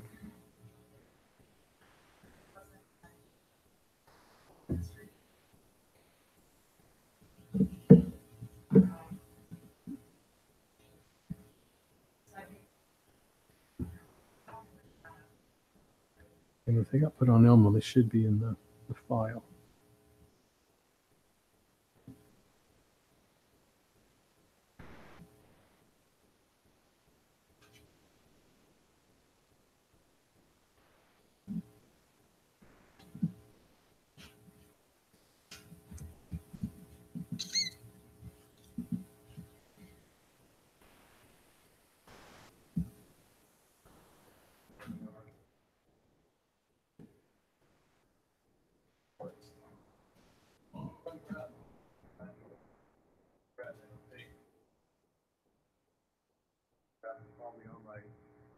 Attached to my reports.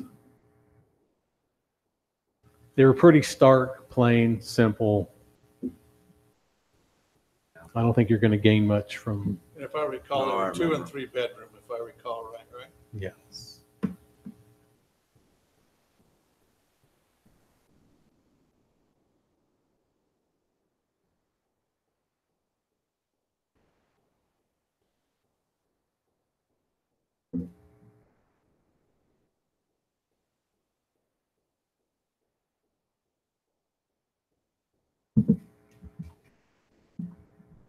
Any other discussion?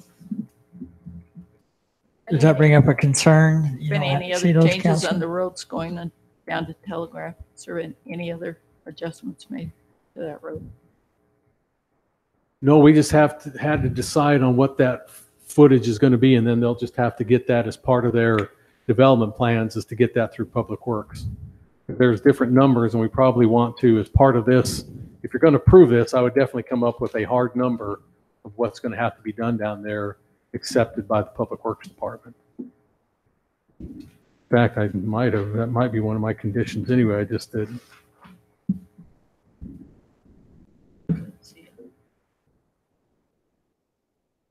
Number 13.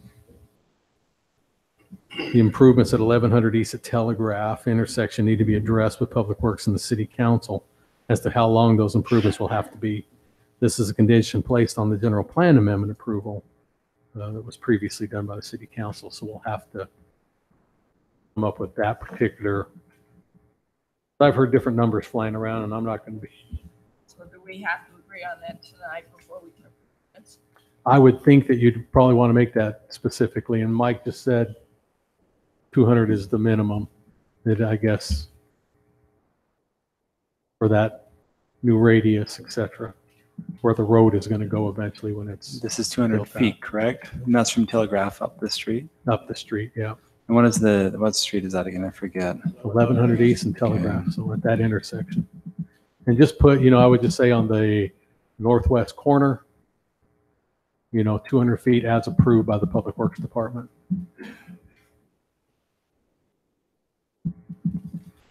Mayor, I'm ready to make a motion. Well, I'm just wondering if there's, if there's members of the council who still want to hear and see some more on the residential portion of this, if we could maybe talk to the applicant about, because it seemed to me that his plan was to put in the RV parking first and then to develop that later. If we could come to an agreement on the RV parking and the establishment of a sufficient amount of landscaping for him to move forward on that and have him revisit some of those drawings for the residential portion later. But I think we did have some questions as far as, let's see my notes here, at least parking on there. I'd at least like to hear from the applicant on those. Do you have any thoughts on some of the concerns that the council has brought up regarding parking and plans for mitigation of issues? Well, Kendall Turner, applicant, we do exceed the code. Mm-hmm. And again, one of the differences between us and Bluffview is the fact that our parking is off the road. Yeah, we don't have garages, but I feel in an advantage. It is an advantage because nobody parks in the garage anyway, and so that's Bluffview. They're parking on the road. I think that's an advantage to help with that. I mean, personally, for the problems that you're facing, but I don't know if you guys look at it that way or not. But, That is one thing that I've heard of the concern is the 2-car garage is a 1-car garage. So I do appreciate having fully designated separated parking. It seems more designated specifically for parking and not to be compromised by the growth and the clutter of a home. Are your parking stalls, both of them located in front of each home? So they each, because there's 2, so there's 2 for each home. Mhm. Right. Any plans with the CCNRs to, as far as what you'll have is with ordinances for parking? And well, I'm going to be in charge of it, so I patrol pretty heavy, but because I have to with my storage units and the RV parking. But anyway, yeah, there'll be things in place to mitigate any items like that. And one question where you just mentioned that both the parking would be in front of the units. You have some units that are not going to have covered parking where other units do have covered parking? Currently, it shows everybody's going to have one covered and one not. I So personally you're think I'm just going to every other cover. stall? Well, I think I'm just going to cover all of it. Cover everything? All Yeah, right. I Takes mean, care. so everything All would right. be covered there. So I like that idea. Is that the public street that goes through Bluffview? Yes.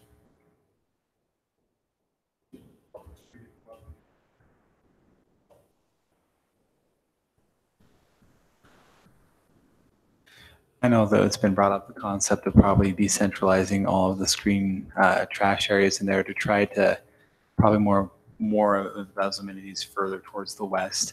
Would that be something to be open to considering as we develop this in the future to make sure that that's, I don't want people dragging trash all over the place. I think that's a fair well, I concern. understand. Currently that meets what the solid waste. As I mean, requested. they haven't approved it, but I've talked with him, and as far as the capacity, that would cover the needs for it. But decentralizing it would be, something, yeah.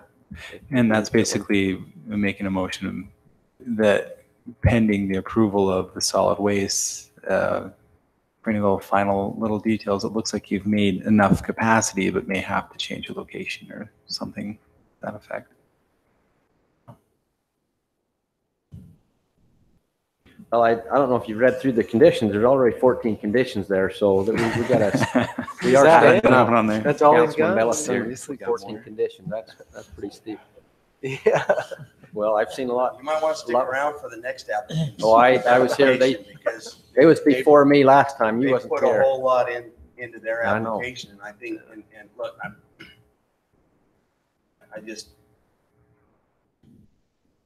think that I think it's lacking, right?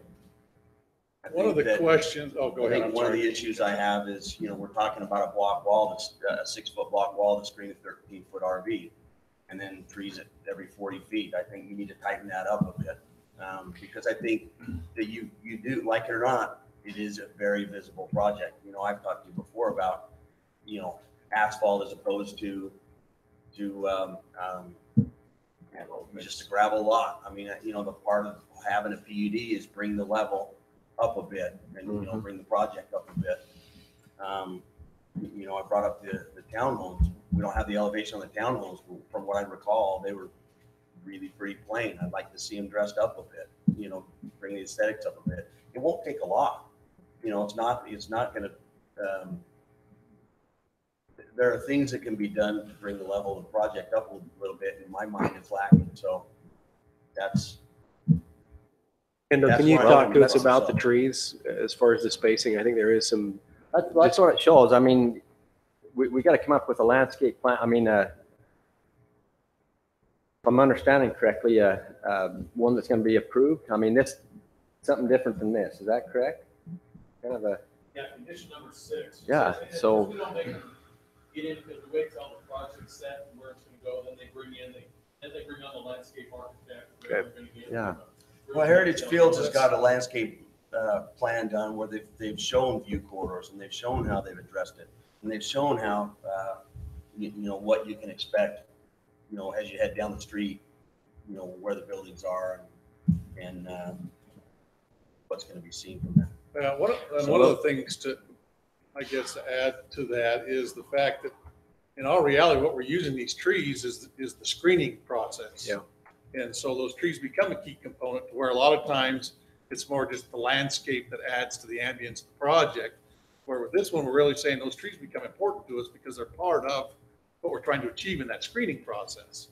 And so therefore the spacing does become important. The type of tree to me becomes important. And like I said, that's what we're talking about. It could be increased or narrowed, I guess, the Well, distance. and I think that on would be important as approved. part of this approval that we say, hey, they become a 30-foot spacing or something, because that way, you know what's expected of you. Your architect knows what's expected, and they can draw it that way rather than saying, well, that's what he asked for, and we were all thinking different, our own thoughts of what screening really meant. And so, What does condition 6 really I say? think it's fair to put in and say, hey, look, Condition what's the minimum 6. caliper on the Can't tree? read it on mine. And I think he showed his caliper. I think I he did can't show even, that. unfortunately, I can't even pull it up. Yeah, it So popped up here. I think it's a 2-inch caliper tree going in originally. That's about as big as you can get them.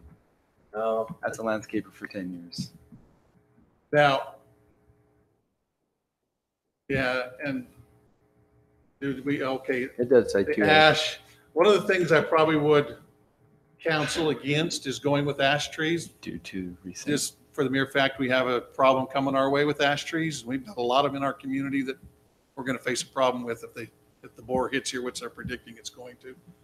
Just part of one of the- Mulberries work good. Yeah, I love mulberries. I love sycamore tree. I'd love to have sycamore trees line that road. I think that'd be a cool tree, or cool road with sycamore trees lined down that road. But there again, the only reason one of the communities I sit on is our shade tree committee in the community. One of the big concerns we have right now is how many ash trees we have, and the fact we have a problem coming our way with them, probably going to kill them. So I would probably work. Obviously, you can work with Drew and our parks Yeah, department yeah, as the type of tree. Part of the. But knowing that what we're trying to achieve is a canopy of screening, basically. Well, the thing is, you take the locusts; those have a broader canopy. Your ashes are going to be, good with the tighter. temperature. Yeah, tighter. Chinese pistache, similar to an ash tree, not very large. I appreciate I think it's good for us to consider this as a council. But I feel with the exception that's in place, that those things will still come back before us for us to review. I don't think it's. But they don't. This is where they come in. Not according to your. Not according to what's put on there, according to our staff and according to limitations. That's incorrect. I mean, what does stipulation 6? If they had verify? brought it before us at this time and we approved it now, it would be part of the approval. But he can bring it in at another stage. Which is Your not landscape, inappropriate. the landscape approval, is that what you're saying? It's part of. Usually have us look at it, but pick one out why I didn't. I usually do have just have staff bring that into us. Yeah, generally it never comes back to your council again. We looked that over, and it's sufficient, Easily fixed by a condition. Well, that's what I say, Yeah. or just say, every 30 feet. Or make a screening- motion now, a screening tree at 30-foot intervals. Yeah. The one question I had, where you're phasing this, and a lot of your landscape comes around where those other buildings are and whatnot, I'm assuming you wouldn't want to, I guess, one of the questions I have is, when does the landscaping go in? Before, So you would put it in, that's okay. part of the, I like that for the mere fact, like I said, there again, we're screening the RV parking is really what we're screening. Right. didn't And say so before, that's I our mean, first phase I going think it's in, gotta be so- in before. Yeah, we still have the occupancy from, well, I guess the wood could have occupancy there.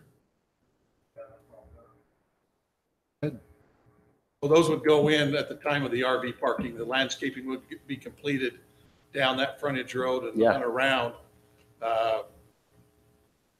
Basically, anything across the front, up into where the cul-de-sac comes in, the accesses Anything all that that touches would the be RV done. park. prior to the RV park being. Okay, so sorry. Good. Lay that out for me again. All of You have to move that down. So basically, any of those, that landscaping down along the frontage, right. along the roadway, Got that. and those accessing into the bulb, and then down across the front here. So anything around the office buildings would not be, in the parking lots would not be. Those in the parking lot, because obviously the parking lot's Yeah. not going to be built.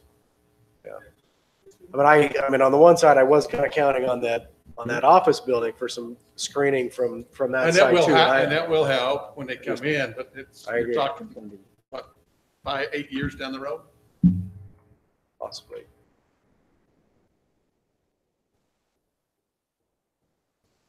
RV, we know that's coming first, everything that's in front of the, I guess retaining walls ought to be built at this time. Everything in front of that That's retaining wall. is part of gonna those be conditions. All that you see along the street, sidewalk there. All right, we talked about this enough. So, Council Starkey, with the PUD, and this is kind of a new tool for the council, do we have the capability of not approving the residential and holding that over? It's all got to be put together at this time. Roger's nodding, shaking his head behind you. I just think it would be highly unusual. You'd have to help us kind of maneuver through that to know that we can give an approval for this portion, but not that portion as part of That's the up whole to the project. PUD. I don't know if we've ever done that before, so. Well, the PUD is fairly new to us. There's a lot of it with it we've never done. Well, we've done. I mean, I realize they've had them. before. They've had them Yeah, before. This is a yeah, new we just type. never kind of dissected it at this Next level, and I application. think there is risk that comes with the dissecting a little bit. That's. It just seems to me that problematic with it. You could have a zone come in, a straight zone, R110 or something, and you have discretion to modify it as a city council when it comes into the zone change. Yeah, you have the discretion to modify it. We've done that before, a straight zone change. The difference with PUDs, almost by definition, create their own standard Yeah. for the zone. And, and you could certainly work through it and contract through it and condition it out. But at the end of the day, what you're saying is, we're approving this part of it, but you can't start building until it's conditioned upon approval of that second part of it. So No, what well, you happens would, if that it second would part be, never gets approved? well, that's what I'm saying. You would give approval to start on the portion that you have given approval for. That's the only thing it would make, that's the only reason it would make the only reason you would do it would be to do that, because if you said, I'm conditioning beginning of the construction pulling permits on one half until you've approved that second half that come in that you wanted to work on, what if the condition never came through? Then you're just left with the PUD that now can't be built on. It would almost have to be that you would have to work it in as part of the arrangement that the part you're approving could be started on. Otherwise, it makes no sense. Well, Otherwise, it doesn't But make any sense. didn't we do that at Nison's property, and didn't we do that at Bella Vista? Didn't we do parts of PUDs? I don't know. Your Nyson was, they went straight zone. Yeah, you That was denied a making it PUD. back into sections. They just broke it up instead of an overall one, they brought you back. Yeah, that's what I Separate thought. PUDs. Okay. Separate PUDs. That's Well, what- so- One was straight zone, it wasn't even PUD, it went straight zoning. Well, I'm just saying the ultimate product that you have today came back in. So could this be Some of it came broken up back into in a two separated separate piece. projects? We Probably. separated out the different pods and approved them as independent exhibits and projects. You have allowed the applicants to come in and just ask for a zone change of PUD. And then it's like, let's just take Which- one which- nice. which the applicant They're leaving already the has. commercial- They're leaving the commercial one at a future date. So they're getting their approval, they just need to bring back the design and have you. Mr. Turner's asking, he wants to come in and get it all done right now. Up front.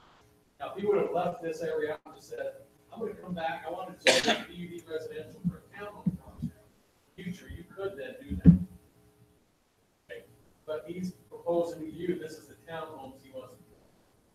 So if he would have asked for just the PUD residential at a future time, then we'd come back and hold a public hearing just for the townhome when he's ready to build it. So I think, yeah, exactly. And so, I mean, to stay consistent, I think, with the way we approach it, either approach it as different phases, different zones, et cetera, or if there's still parts of the overall that you're looking at now that you're uncomfortable with, get those resolved before. That's at least consistent with how we've done it in times past. I guess that's where I would go to with it, is say what, at least with my concern, what we do different. I don't know that there's anything to change at this point. I mean, with the parking is the parking, it meets. Well, not as a parking, but there was concerns about some of the elevations there. I think would be nice to see some, you know, Take a building out, put some parking in. But they're meeting code. Yeah, I guess you could do that. But it is. more detail on It is the a elevations, a PUD. little That's bit of true. adjustment with Right. parking and a little bit of adjustment with trash. You would, There's no adjustment that I can see on Telegraph that's going to make me comfortable. I haven't heard any recommendations that make me comfortable with the narrowness of that road and RVs. I'm looking for it.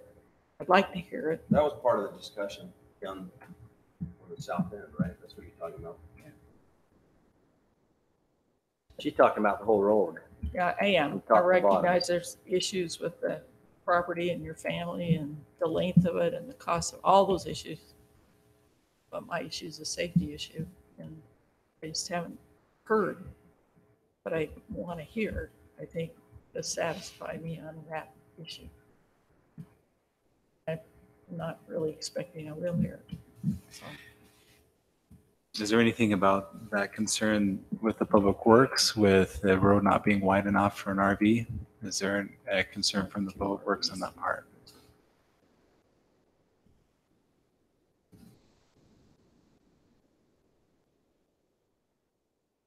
Have to get up. Denise is behind me. We'd always like to see a wider. And so what would you recommend on the developer? You would like them to decrease their and Well, I'd like to vacate? see an 85-foot road. That's what's master plan there, but Are you asking? I'm asking the question. I want to understand this better because I don't want to leave it up to interpretation. well, I mean, that's ultimately what we want to see. There's an 85-foot road. And so if this went in and make it where that would be just never an opportunity. And normally this would be something that would come as they develop. But right now it's 24 to 26 foot. It is fairly narrow road, but there's not a lot of room without encroaching on the sod farm to widen and with their irrigation system for the sod farm. I would like to see it wider.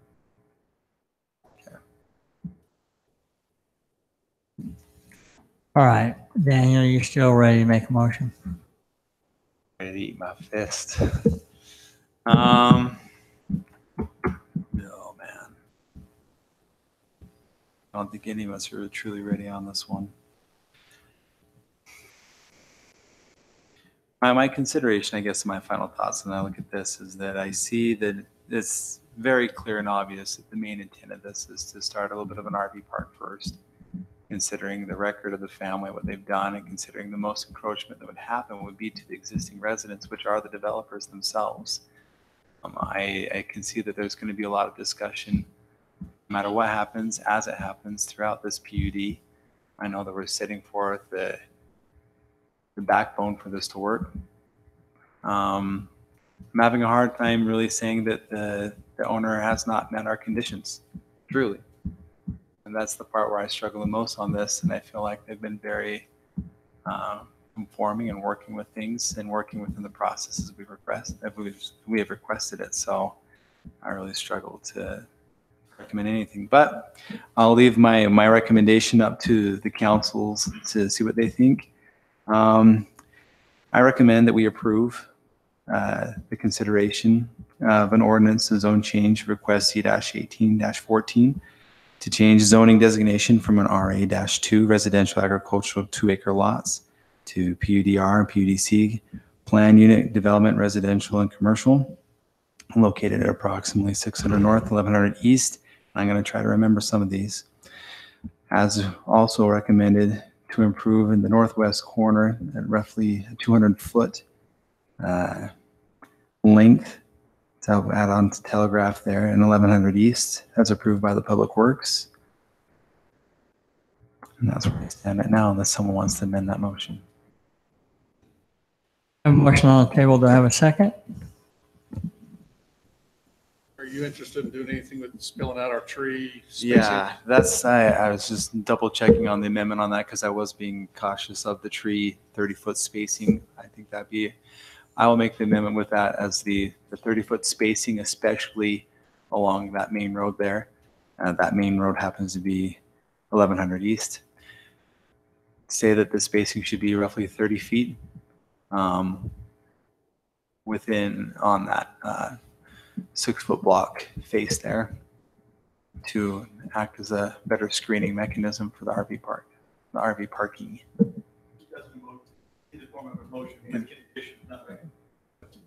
That condition to it. Yes. I'll second the motion. Well, so I'm just still thinking about your motions there. I kind of agree. I think we could use some more trash on the west end. You'd be willing to add that condition? I'd be willing to add with the condition of adding more trash into the west end, more trash parking screened trash areas. There we go. As a modification of conditions. Huh?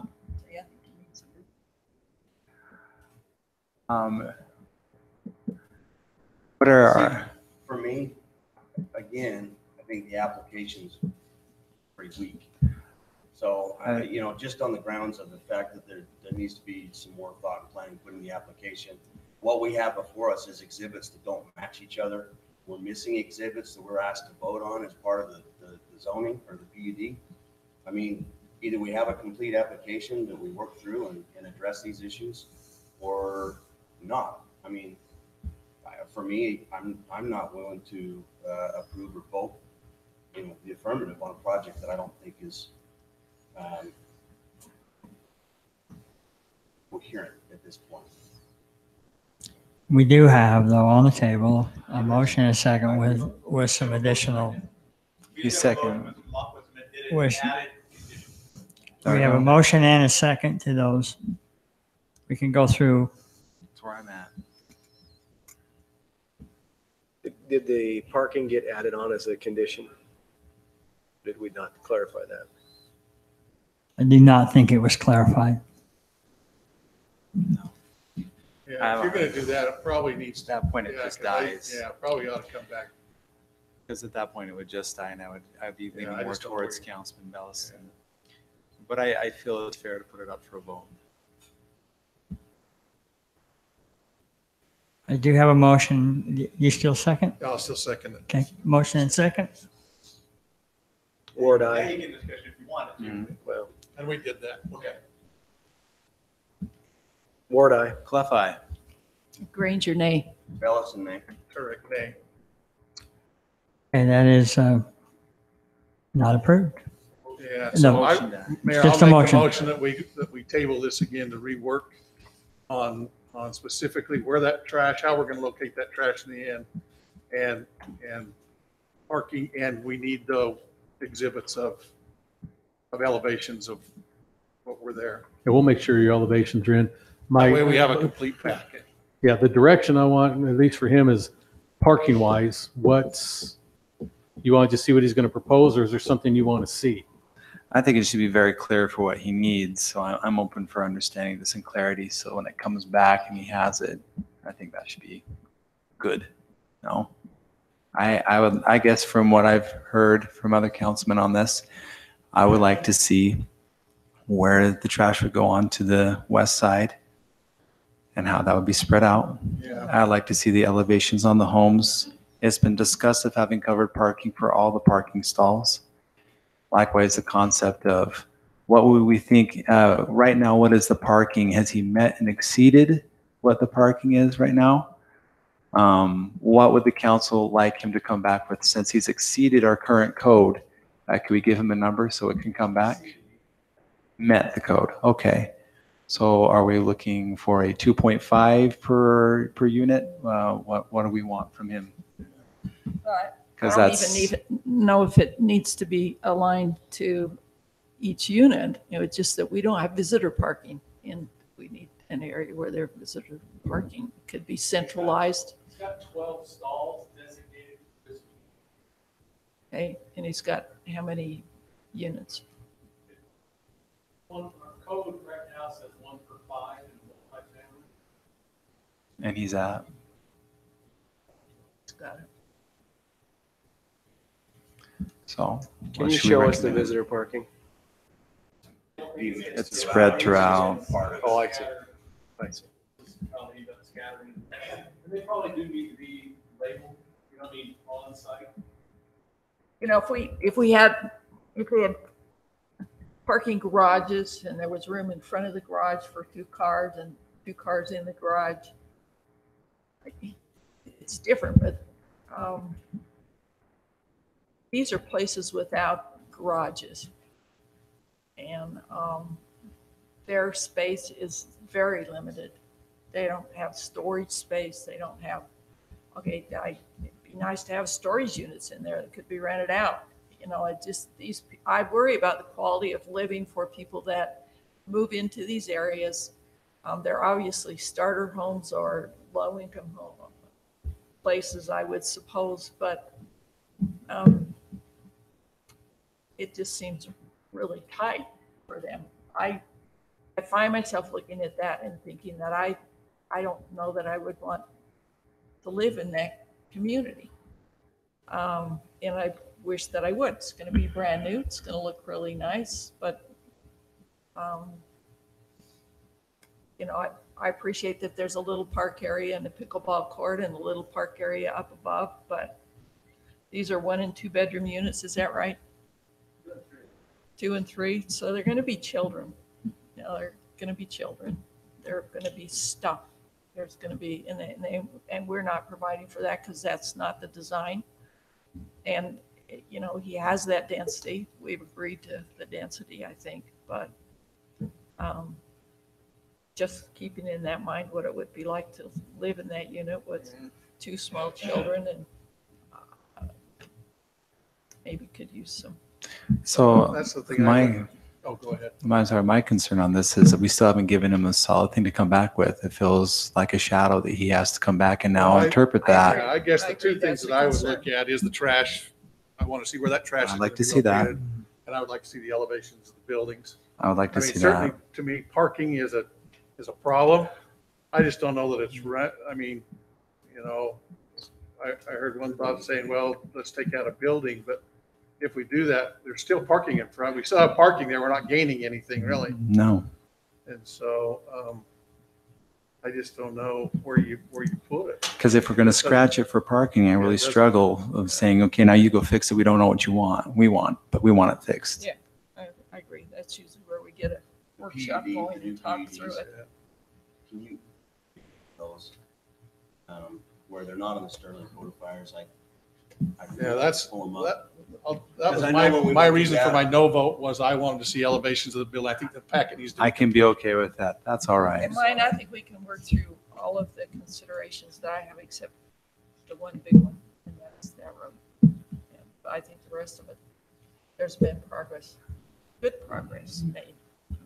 Actually, can you email all of us since we can't access it? My thing And is, the applicant as well. so in fairness to the applicant, we've addressed very specifically the trash. We've expressed very specifically doing the elevations. I agree. I think one thing that came out on this was probably a more specified thing on the landscape plan because there were some concerns about spacing on the trees. It was brought into the motion. Please look into 30-foot spacing on your trees. And I can't think of anything else in particular. Is there anything else that we would like to throw on this applicant to make sure they have ready for us? Because would you please? Because I think it'd be fair. That's why I say I'd like to get the PUD ordinance emailed to us and him to just re-review to make sure that we've got everything that our ordinance is actually calling for. But I still think there's a few things that we're missing. So with that, do you mind if I make a motion to table? You made the motion to table, right? I thought I had, but I Yeah, didn't. no, let's assume that motion was pulled back with this discussion, so let's start over. I have a motion to table. Second. Motion and a second. Eric, aye. Bellis and I. Yeah, recognizing this is better than just a negative vote. So Ranger, aye. Clough, nay. Ward, aye. All right.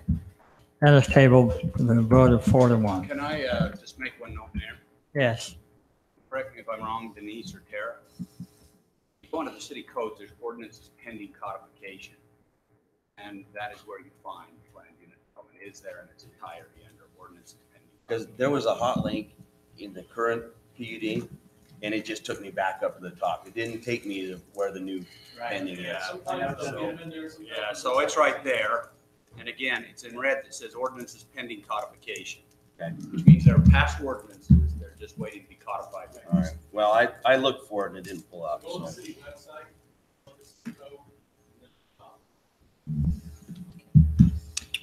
All right. Thank you, Kendall. Okay. Item B, consideration to approve an ordinance granting zone change request Z-18-15 to change zoning designation from agricultural 20-acre lot A20 to planned unit development residential PDR zone. Request located approximately 1800 South Washington Fields Road. Applicant Nyson Field LLC. Thank you, Mayor. As stated, the 2-week holdover is now completed. This item is ready for the council action. Public hearing was held 2 weeks ago and had time over. I will review with you the Planning Commission recommendation on this particular item by a vote of 4-1. It recommended denial of Z-18-14 for the zone change request from residential agricultural 2-acre to a proposed planned unit development residential and planned unit development commercial, with a request for the single family residential, the multifamily residential, and commercial development standards. This was on to the city council. Now, based on the following reasons for denial was, I quote, density is too high, would like 8 to 10 units less. And that was one of the reasons. The second was that the road cross sections don't meet the city standards. The third one was that 20% landscape shown needs justification with an exhibit, and that there are not enough amenities for the townhome area. That's particularly in this particular plot. Now, this is an updated version on this that you see, and we'll talk about that in a second, that there are not enough amenities, again, in that area. Also stated that he has other concerns, but the 4 are the reasons for the denial. And that motion, again, by a vote of 4-1 for denial from your planning commissioners. Now, the applicant was not here 2 weeks ago, and I will just give you all a little history on that. During the day, an email was sent to me, but I didn't get into my emails. It came in between 12 and 1:30 sometime, I think, if I recall. I was working on many other projects that day, didn't look into my emails. There was a request by the engineer, asked that this be tabled on that night, but I never did get that. Or I didn't get a phone call, and nobody showed up that night as well. So I'm just sharing that with you because that email was in my email box. Didn't find it till Thursday morning. That was already noticed up at that point, right? So yeah, you were would be noticed. what would be the timing consideration we would want to see a request for tabling of something that was already noticed? To the Well, public? somebody could ask for a table at 5 minutes before the meeting if they want. I mean, it doesn't mean you have to give it to them. That's always at your discretion as a council. Doesn't mean just because somebody asked for it that we like we're riding a horse and pull on the reins and say, okay, we'll wait till you're ready. That's, because all the noticing had gone out for a public hearing. We're halfway through the process. Planning Commission had already had it. They had tabled it once. So, it was involved, on its way through. So, yeah, were mistakes made? Absolutely. Well, I'm not But, pointing mistakes. I'm yeah. just trying to figure out the history and where we sit. Yeah. So that's what it was. They, I told them they should have been here, and I'm not beating up for that. It just, it would have been great if they could have stood before you and said, hey, we have thought about what the planning commissioners wanted. We really want to move that direction. We'd like it to be tabled so we could bring you back a better version and have some time to do that. Instead, we had a long discussion without them. Right. And the public hearing was held because it was still on the agenda. We didn't know any different. We had that. So with that said, Planning Commission, you're on your 2-week holdover. The applicant has asked, and I'm going to, ask the council if they'll listen to the applicant. It is their application. They would like to address you, before you make any decision at this point. So if that's fine with you, then I will step aside unless you have any other questions for me on this. But they would like to address the council. Council okay with that? Sure. Yep. All right.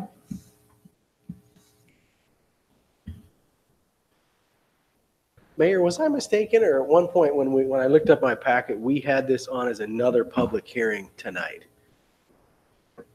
Did I eat too much sugar for Originally, Halloween or something? Yeah, I think it got left from what Oh, email. is that what it went out. was? Said that was Yeah. that was a piece that was left from the old, No. from the previous meeting. And it was, you ate a little bit too much sugar too. Liz? It was there, yeah. It was on there because I was just like, we're having another public hearing to make a decision. So anyway, I saw the same thing you did. All right, appreciate you guys' time. Just wanted to start off, I'm sorry, Bob Hermanson with Bush and Gudgel, representing the Nyson. And we do have a lot of people here. Would you mind lifting that mic up and speaking right into it? Thank you. I usually have just the opposite, so I have to be careful. My voice sometimes gets a little out of control. So do appreciate your time. Bob with Bush and Gudgel. We're happy to be here this evening. Wanted to just say 2 things right off the bat. Our intent with this project coming in, it was to come in and fall underneath your new PD ordinance. With that, the vision of having a couple of product types mixed together with some open space, some commercial, those things like that, was our intent. And with that, we had some different things that we brought in. We had some different cross sections. We liked the open feel of landscaping versus roadways, and that was our intent. That was our vision. It was a proposal. We brought that to Planning Commission, and we discussed that through there. You guys know that process well and what we did there. We were not trying to fuck the system or make it difficult for anybody. We weren't honestly and sincerely we were not trying to do that. With that, going through the process, our thought process. You understand, though, even though there wasn't an overt attempt to sidestep the process, it causes a little grief on the council that now we've got a public that had a public hearing in the absence of the applicant, that now we get an amended plan just before a vote that the public hasn't had time to review. Sure. Right. And so if we don't, that just kind of leads into the whole idea that we're doing backdoor deals or backroom deals that we don't do. You know, we do stuff in front of the public. They have a chance to see it, make comments on it. Now, understand, it's your project. My attitude is the guy that owns the property, you got to defer to what they want to do. The public has a say so, and they have a very valid, they're a valid portion of the process that nobody wants to sidestep. You know, I don't have a lot of problems with your plan. I think there's a few things that a few of us have input on, but is it okay to have the conversation outside of this plan being renoticed back up and having it with the public at the same point in time? In other words, should we have a public, should this? Right. Likewise, to add. Councilman Bellison, can I have you clarify that just to make sure I'm understanding what you're saying? Because there was at least someone who suggested it might need to go clear back to the planning commission, but you're not suggesting that. You're suggesting just putting it back to a public hearing. Well, I'm not suggesting anything. I'm Okay. just asking a question because we had a public hearing in a vacuum, so to speak. Now we have an applicant in a vacuum, so to speak, and we need to marry those two back up. Right. It got derailed at no fault of the applicant and no fault of staff either, but it got derailed, and that's not really the way we do things. And I feel that in adding what Councilman Bellison has said is that I feel the applicant has shown that they've been willing to do some things outside of our ability to discuss it. I completely agree with what Councilman Bellison has said. I get concerned about the overall equal treatment on the process, which comes back to that marriage between the developer, us as a council, and as also within the public. We all have different points of view, different careers, different things, and we get replaced on and off. But what is in place is a process of how things go through. And I think we missed a very important cog on this before we can allow it to go forward. There's great drawings, great things. But I'm concerned about the procedural justice on this, what makes things equal. That part, I think, is for us to keep high on the integrity. I really have a hard time talking about things outside of that process. It does really make us put the bad light on the council. It compromises our role to make an exception as the process has played out, regardless of intentions, where we're at. Doesn't put us in a good place to do anything other than reconsider putting it back through the process and respecting that in place. Not saying what was done was disrespectful. It is what it was. It is what it is. It was missed. And I think that's an important thing to incorporate within our decisions. And I feel like we're doing an injustice to just ignore like that didn't happen, or to ignore what we have in place to protect everyone involved. So I get concerned about being liable as a council to absorb that liability. Well, and part of it too, I think that the planning commission spoke very clearly of what the expectations was. You had a chance to address those and chose not to. You addressed a couple of them, but then all of a sudden now you want to come and say, well, we addressed it with them. Well, you didn't. In reality, what came up before us, well, obviously a 4-1 vote for denial said they didn't meet what we asked them to do. So I think you do a little injustice to get up in front of us and tell us, well, we wanted to work with them, we tried to work with them, and we're here now, and because in reality, that isn't what happened. And I'm sorry, maybe I started into this the wrong direction. I was trying to apologize. We are not here to ask you to do any of those things. I was trying to first of all just clarify where we had been and try to state an apology for that. And then the second part was, it was my personal bad in both of these items, one of which not communicating clearly enough to state what we were trying to do. And second of all, not personally being here for the tabling. That was my personal portion of that. The other portion of this is just a discussion on what the council, and I think that's where the road you're trying to lead me down, would like us to do. That's our intent here is getting direction from you.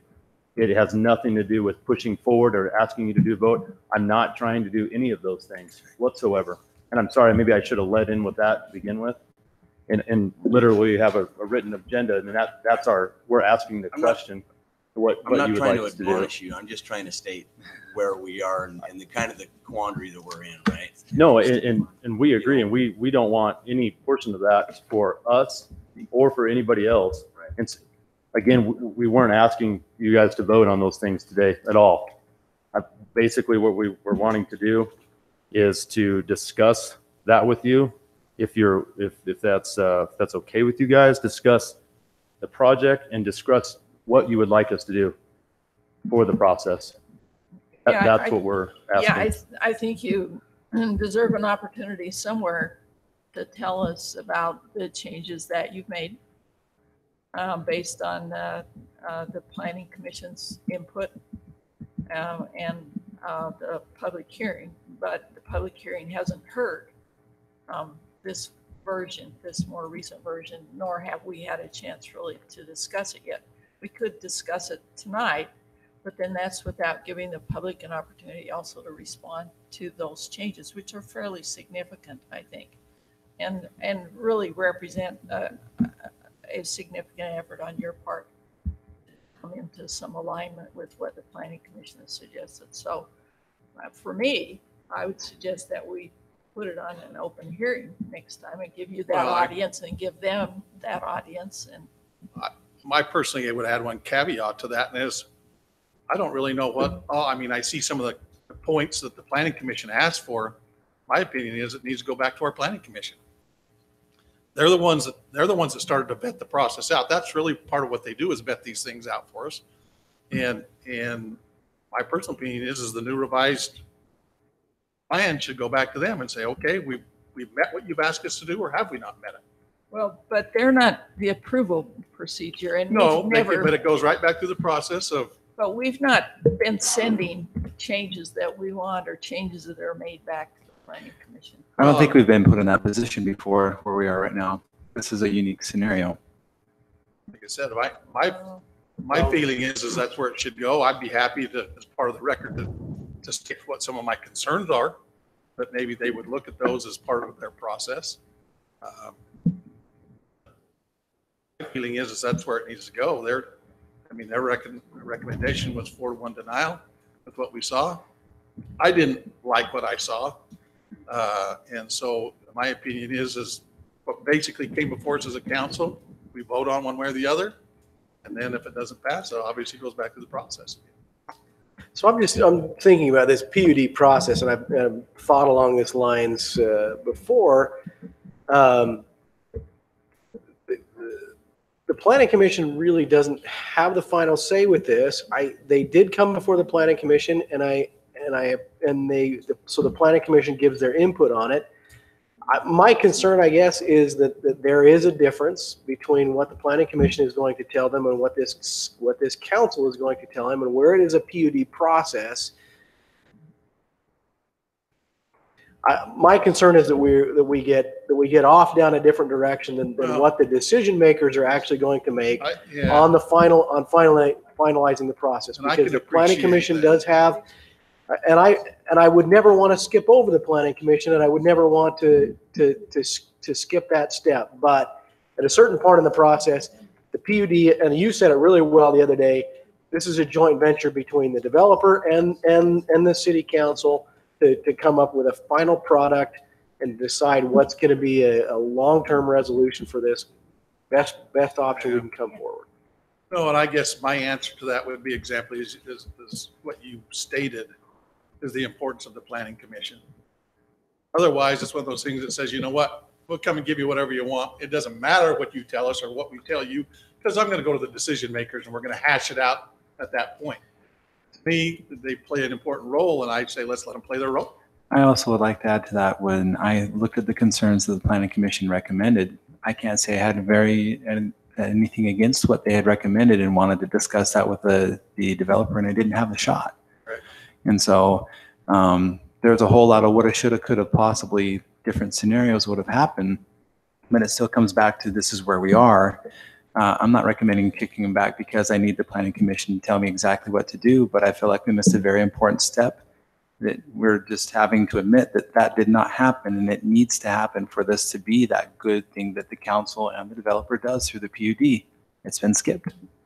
Well, so I'm still back in that process because my understanding from what I have seen, and I haven't had a chance to look through everything, but the developer eventually did hear what the planning commission did, and they're addressing those specifically. And most specifically are the items that they brought, that the planning commission brought up. Now, my concern is that they're going to go to the planning commission, they're going to bring up another thing, it's going to go through that process, then it's going to come up to the city council, then we're going to come up with another list of things that are on there where they're at least respecting what the planning commission did, and we can judge that, or for ourselves to decide if that is sufficient to meet what the planning commission did, because they're not skipping that step and they're not overlooking what they had said.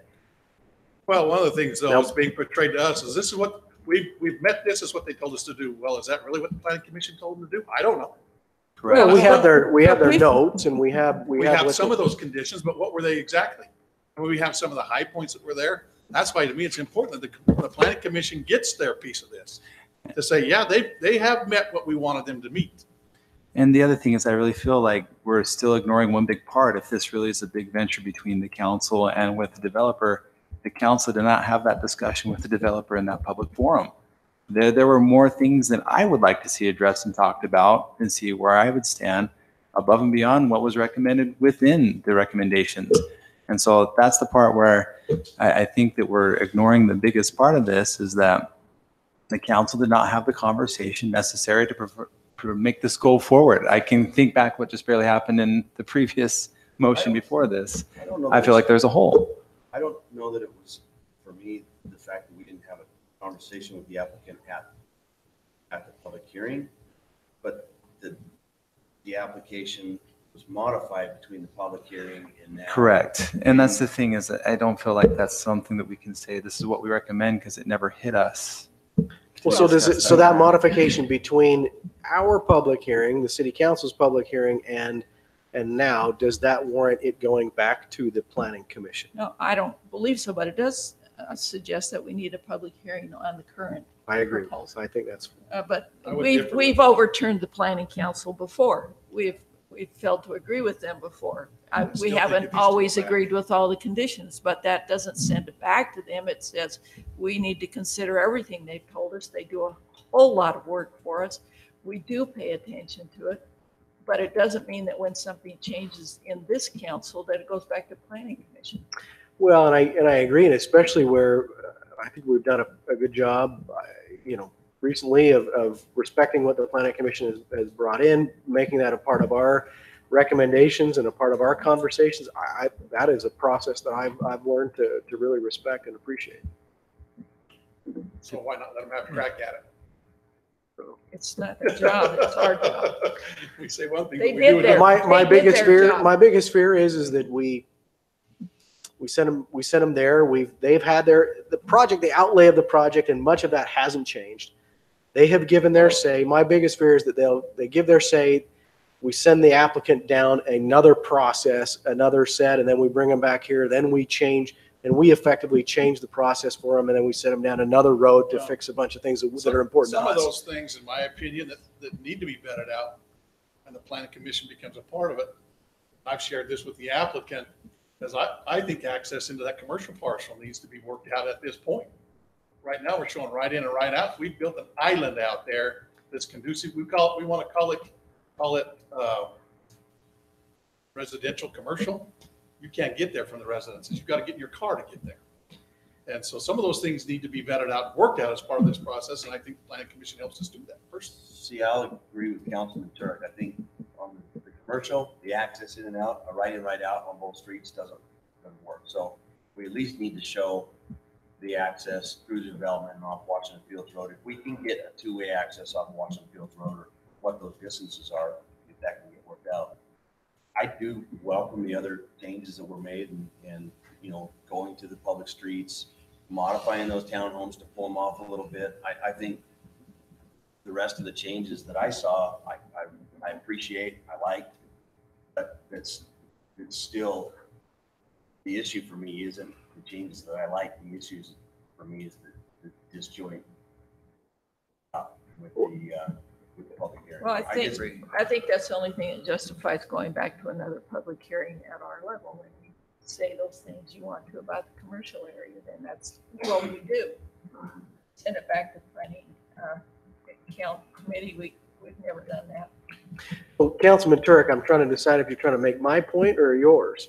With your, because the point that you brought up says, yeah, you're kind of hoping that the planning commission would address that, but that is something specific to this council. You being a part of it, to bring that back Part of up. the reason I wanted to put it on the record is so the planning commission knows here's some concerns that the council has. But if the applicant had completely ignored everything that the planning commission had brought up, I would be more in line with saying, let's kick it back down to the planning commission and have them actually address those and not overlook them. But where they've looked at it, they've taken the advice of the planning commission.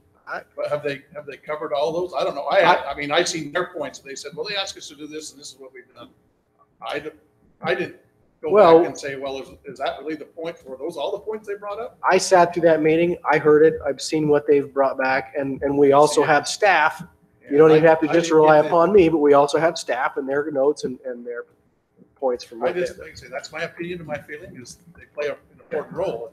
I just wanted to make sure you weren't trying to make my point. No, my point is they play an important role. Yeah, are we ready for a motion? Can I just make a motion to see if we move this Your forward? applicant has his hand up. Do you want to hear from him? Yeah, sure. Please make it just a really quick suggestion, and maybe this works, maybe it makes no sense at all. Would it make any sense? We agree that it needs to have a public hearing. Our thought process is that we could, if you would like to hear and go over what we heard and we thought were really clearly identified in planning commission as the items. I don't know if we can look those up in the minutes, but we spent the last few minutes of the planning commission and going through a bullet point list that we have, which we've submitted back to everybody and everything else. We go through those items and then go back to a public hearing at city council, go back through the wait over period. And is that an opportunity that we could do? I mean, you want to entertain that idea? Yeah, let me just, my motion is that we have your presentation when there is a public hearing posted so that those people that are affected that want to be here can be here. Sure. That we do that at our next meeting. That's where we hear your presentation and that's where you get additional feedback from the council and you get feedback from the citizens. So my motion is, if there's a second, that we post a public hearing at our next meeting so that we can hear your presentation. The next one that you could, minimum requirement. you could notice it, right? What's our POTUS? Yeah, probably agenda-wise too. Whatever Just the- Remind me to be the first meeting. Okay, so at the next possible meeting that we go through this, and rather than have you present to us twice, you present when we've noticed it so that people can. I'll second that. And with that second, I'd like to make the statement for the council to think about. The very public that we're saying that we want to support by having them have their say, it is a bit of a burden to continuously come out to these meetings and listen to all of this and sit through these things over and over and over again without it moving forward. That's my second. I totally And don't my discussion. disagree with that at all. Yes, But but I you're, also don't like getting bludgeoned time and time again saying, hey, we just did some backroom door with a developer and moved their project forward. I think Right? we're covered. I think we're covered by. I don't think that does the developers any favors, to have that perception out there. Right? But aren't we covered by having that come back before us as an open public? Well, I think That's why. it's appropriate. They need to hear it. I think that they probably will be delighted with a lot of the changes, but they need a chance to hear it and to speak to it. And we need a chance to listen to them speaking to it. So. I'll add my 2 bits. I still think it needs to go to our planning commission. I understand. Okay, but I do have a motion and a second. Ward, aye. Huff, nay. Ranger, aye. Belch and I. Or nay. Right, that passes 3-2.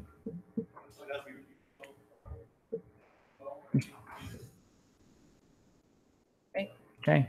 We'll be with this, and we'll be with this plan being presented right here. Yeah.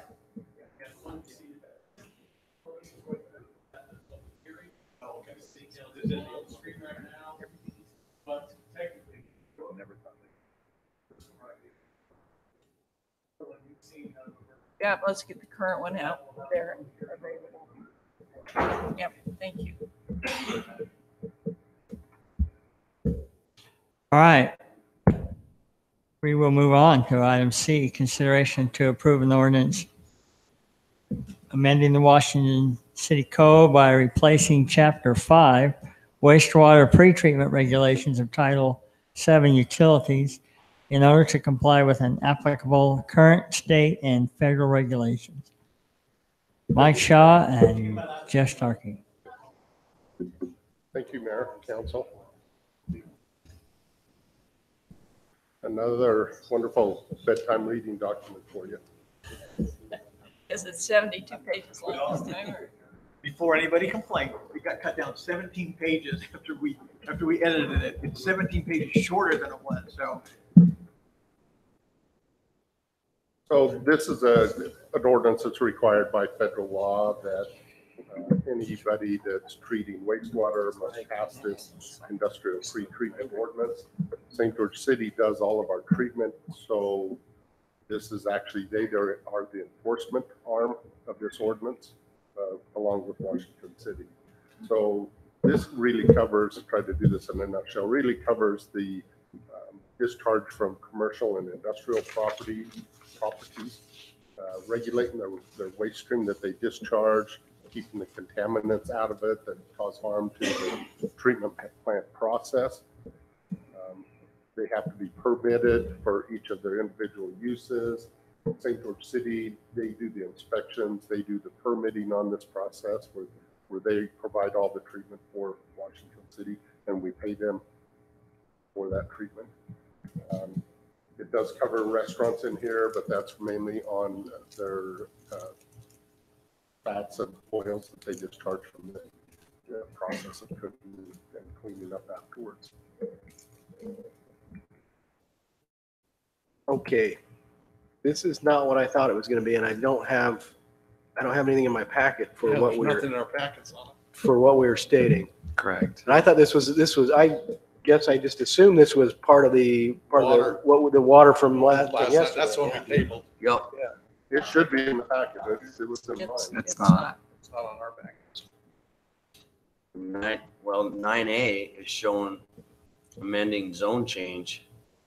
This should be 8C. Oh, that's right. Pardon me. Yeah, we don't have 8C.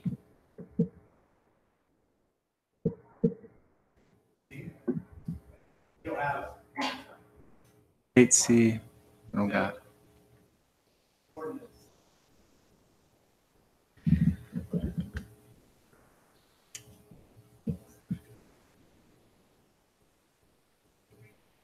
I've refreshed. I've had to reload my iPad about 15 times this evening. Mine's 4D. No, I really believe it's Try Apple's upgrade 4D. program, right? Try what? You get to a point in the life cycle of your device and Apple screws it up so you can't use it. Is it in it? Is it in different They're place? forcing us into an upgrade. That's right. iPhone 95. It's in the very bottom of my list, and it says 4D. I can't get anything on mine. I can't. You know what? If you go back out and Oh, open no, something it's else. 4D, you guys. 4D. It's up at the top, 4D, Okay. gentlemen. So I haven't All right. read I that. wish I'd have read that. No, 4B's the one we tabled. 4D. D, 4D is in dog. D as in, That's the one we tabled.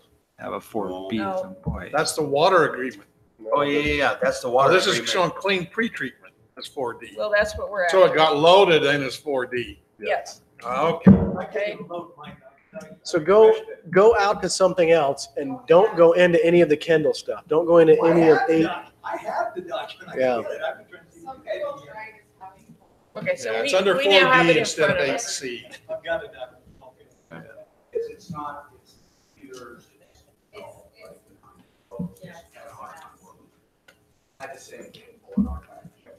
You guys can get to it, you're good. I thought it was just me. I was feeling paranoid. We got it. It's there. It's just, it wasn't down where we anticipated it being. It was up under. Okay, so maybe we should listen, huh? Denise?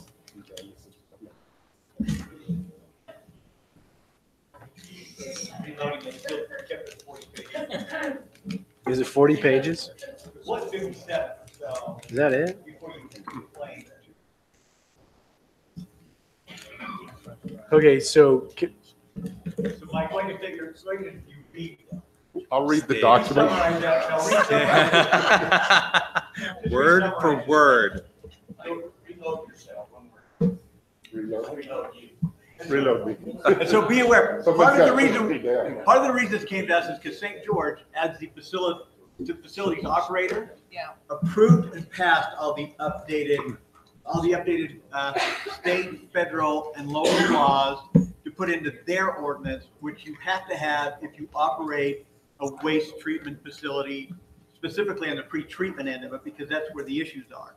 Once they approve theirs, we, as a user of that system, were also asked to update ours to bring it into compliance. So in effect, we're bringing forth what they had and approving it because we are part of that. We're a user in that system. We originally adopted the pre-treatment ordinance in 1999. So this is just update that pre-treatment ordinance with all the new state and mainly the federal requirements. These are all requirements by the EPA for wastewater. You see anything unusual or of necessary alert to us in this document? No, it's pretty much the same as the old existing document, which is the updates that we are required to incorporate. We don't have an option. You want to explain what a slug is? And You don't have to. I Yeah. saw slug and kept thinking it was a misprint for sludge. Oh, no, there's slugs. They're part of this stuff. Snails. Mike, I wish, yeah, I wish. If you're happy, I'm happy. yeah, and Jeff and I both spend a lot of time reviewing this. Andy Stevens, who he's the supervisor over the wastewater, he spent many hours going through reviewing, making the type changes from St. George to Washington. So we've spent a lot of time on it, but also if council wants time to review it, we can table it to the next meeting as well. But the changes that you're making in here are basically, well, yeah, I guess I should say, I mean, these are EPA required. They're also required by St. George, who is managing the facility. Required by the state of Utah. So So what are the changes that we made were basically changing St. George City to Washington City. Well, I mean, in the language, but In the I'm saying from the 1999 version to the current version. Incorporating new federal law. really Yeah. what it's doing. Yeah, and we don't even have a red line or a strikeout, a comparison between the two. And those are the ones that are fun. Yeah, That's where all the fun is. What's fun is reviewing Jeff's after. That's okay. I'd like to make a motion. Is that appropriate? I know that this is a little irrelevant, but I think this discussion about wastewater through St. George has brought us to contemplate at some time processing our own, because maybe in the long run we can do it cheaper. Yeah, we're in the process of Well, it's going down that sense road we for think we could do some of the less. areas that we can't get into our system, the actual cost benefit. We can get it into the system, but we can also build a treatment plant cheaper than building the pipeline and digging all I the just roads up assume it. as we continue our water discussions, we seem to be. Well, we're also looking at reuse water from we're also looking at bringing reuse water up from St. George treatment plant. Mayor, I'm ready to make a motion. No. I think Councilman Clough already. It's all right. If I can make a motion, Mayor, to amend the condition of zone change. Wow, that's the wrong one. Here it is. Make a motion to approve the ordinance amending the Washington City Code by replacing Chapter 5 wastewater pretreatment regulations of Title 7 utilities in order to comply with the applicable current state of federal regulations. And I'll second it. I have a motion and a second. Correct. Bellis and I. Granger, aye. Clough, aye. Ward eye. All right, Mike, that's approved. Thank you. Item 9, zone change amendment. Consideration to amend the condition of zone change Z-16-06 regarding the single property management company for town center vacation rental. Co-West.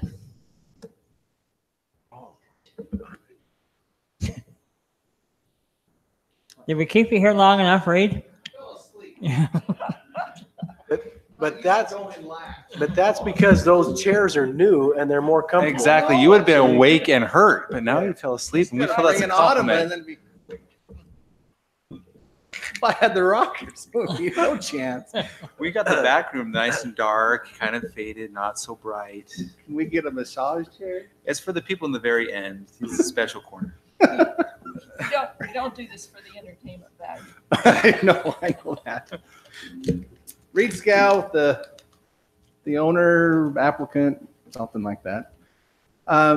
What I'm here for is we kind of run into a little problem with having one management company, and I'll explain why. And I don't want to take your time. It's late. I'm tired too. We've had some homeowners here that are here. They would like to stand. They drove all the way from Salt Lake, and they're for having more than one management company. I do have kind of a little dog and pony show. It should take 2 or 3 minutes. The way this was brought to our attention was we had a homeowner come in. They were trying to get a loan for their home at the town center, and the underwriter kicked it back. They sent their rental agreement in from the company they had, and there was a little paragraph in there, a little sentence that said that you can't enter this home if it's being rented. And the underwriter kicked it back because they says you can't delegate ownership of your home to somebody else and have a loan on it. So that kind of threw up a bunch of red flags for us, and that's kind of what started this where we're at right now. So let me ask you this. How is that going to be different if it's one rental management company or a different rental management company? Well, I think there's Still more being to it, rented. right? There's a little more to it. Some rental companies have that provision, some don't. And we've actually reached out and talked to the rental company that has it. And I said, can we take it out? And they said, this is a nationwide contract. If you were a big boy that had more than 45 units, we'd talk to you. But some of them have it, some of them don't. And we had a similar problem up at the Ledges. And what we found up there is we had a single management company. And all of a sudden the fees started to creep up. And then rent started to go down. They weren't advertising. They had a monopoly on it. And it really, HOA can Change company? change companies. they can, but then you got people that want them, you got people who don't want Yeah, them. but it's a vote of the HOA, Right. right? I mean, that's, Right. everybody has a say-so in the vote of the HOA, and at the end of the day, then that's, the HOA does the hiring. Correct. And so we brought in another company. The rates went down. They advertised more. Our occupancy went up. You brought in another company or a second? A second company. And it causes what we found out is it caused a healthy competition, kind of a self-governing competition. Somebody has a problem, they move to the other one. Somebody has a problem, they kind of move back and forth, depending on what they want to do. And to kind of help, and I talked with Drew, I've talked with staff, I've talked with everybody I can talk to. We're kind of proposing that we still have one phone call. You have one point of contact, which could be our HOA. And it would be if it's approved. And I know what everybody's saying, HOAs are kind of, they're as much as a problem as the management company. We all know the Coral Canyon HOA is one of the best in the state. They are. There's no questions. Reserve is through the roof. The management's through the roof. We have no problems with our HOA at Coral Canyon. And they would be the single point of contact. For you got a problem, call the HOA office. They would go find out through the contact, take care of the problem. So we think that that still meets the spirit of the ordinance of having a single point of contact and a single group to call. That's kind of where See, and I don't. I'm at. Because you're playing hotel. And if you're gonna play hotel, play on the same rules as the hotels have to deal with. Where, they're dealing with the TRT taxes, they're dealing with, the tenant issues, they're dealing with I don't want my police department getting called because somebody next door is having an issue. And I know you say we can, have one point of contact to call with the HOA, but now you're creating a new office that's another layer over on top of it. choose through the HOA who you hire to do the rental management. But in the areas where you don't have some cohesion in it, you get the wild, wild west where every other unit's got a different sign in the window. Next thing you know, you got 3 signs in the front windows because that guy wants to attract more attention, and it trashes the place up, right? Agree to disagree a little bit, but yeah. Well, So if you have it ultimately, under we one just- management, pardon me. Go ahead, sorry. If you have it under one management, then that group is going to be a whole lot better about making sure your residences are carrying their businesses licenses. You make sure that the taxes are being taken care of properly. They're going to run it like a hotel because at the end of the day, that's what you're doing. You're competing with the hotel industry. So play on the same set of rules. All right, so help me understand that again.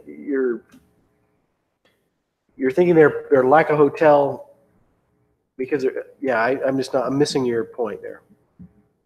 Overnight rental basically is the same as a motel room rental.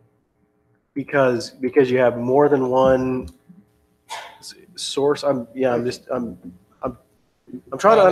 I was going to ask. You don't exactly go to a hotel where half the rooms are comfort suites and half of them are No, but isn't that your point? I'm really trying to just understand what you said.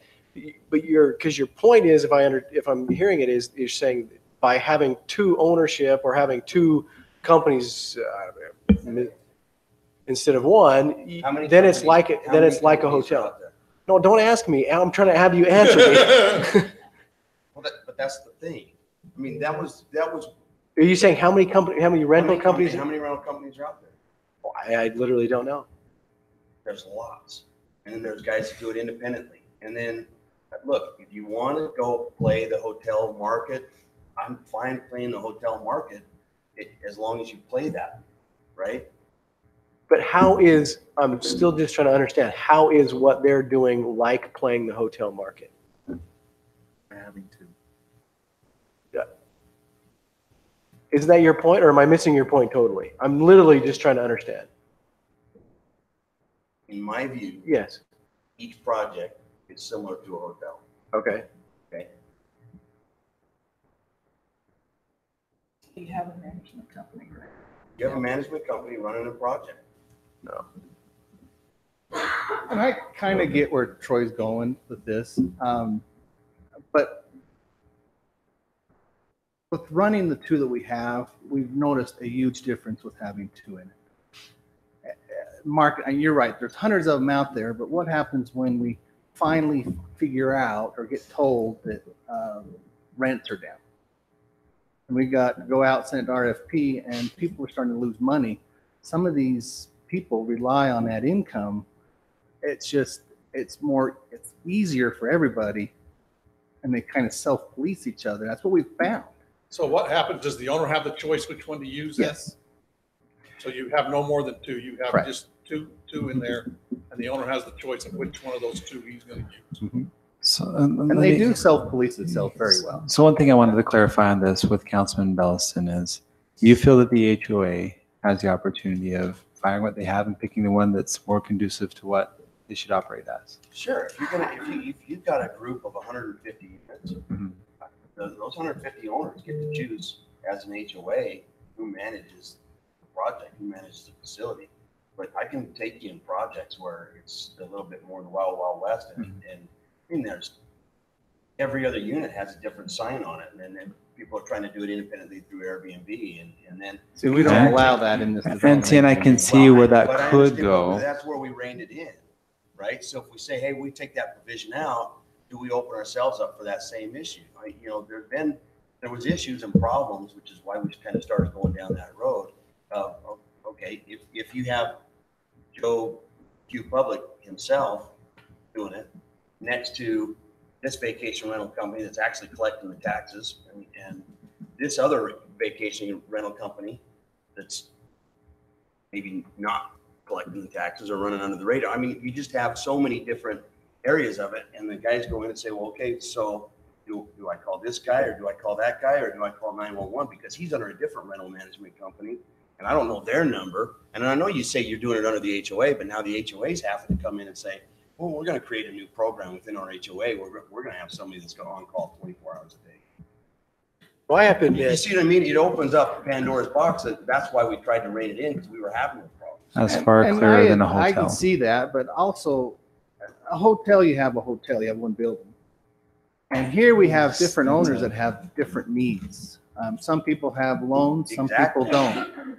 And so it's really hard to have one point to do this. You have to have a couple to make everybody kind of happy. And we brought Red Rock, they can speak to the tenants that we've had brought in here and talking with who actually rents these things. well, before you start there, from the council, I was actually excited to hear this because it's an interesting proposition, and so here, I've been uncomfortable with the ordinance a little bit, but no one's complained about it. But I'm always a little bit uncomfortable when a government entity dictates to a private business what they have to do. But at the same time, I respect the problems that we have had because they are not like a hotel. These are within our neighborhoods, and they're living next to our residents.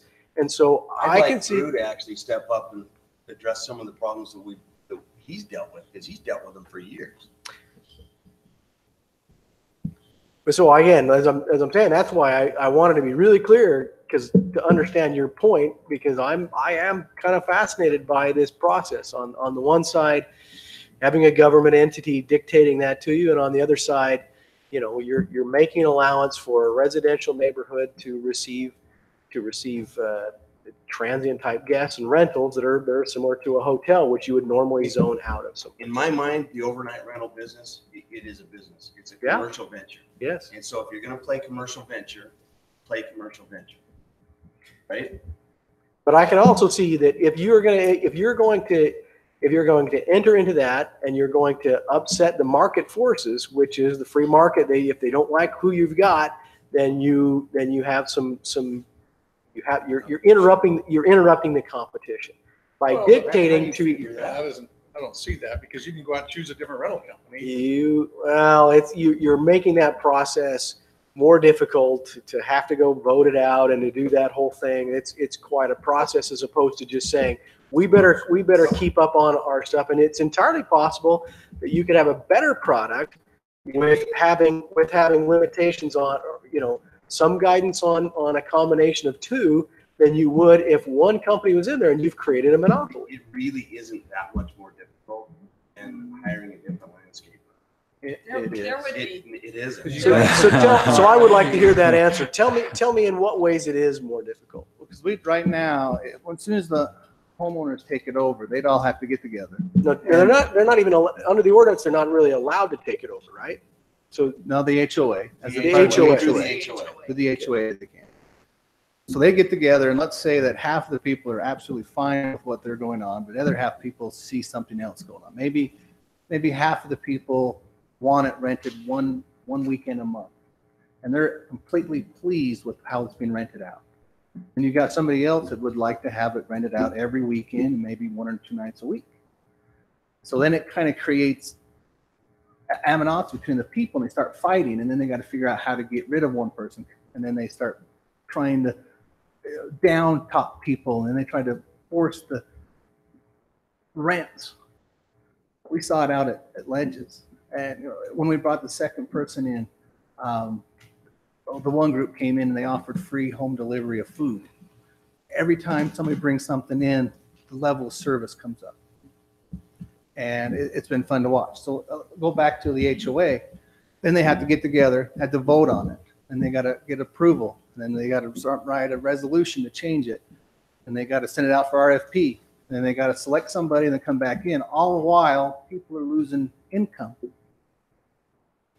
This could take months if you can't get approval. Sounds different than a landscaper. Well, your HOA It actually isn't.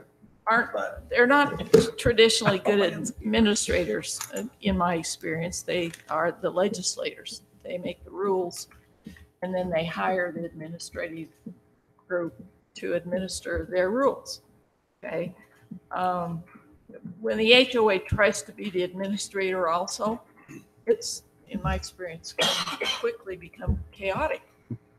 way, people get really angry really quickly, and it's not uniform, and it's not done in common. It depends on who's president, who's elected, and if they're even doing their jobs at all, and HOAs tend not That's another to. problem.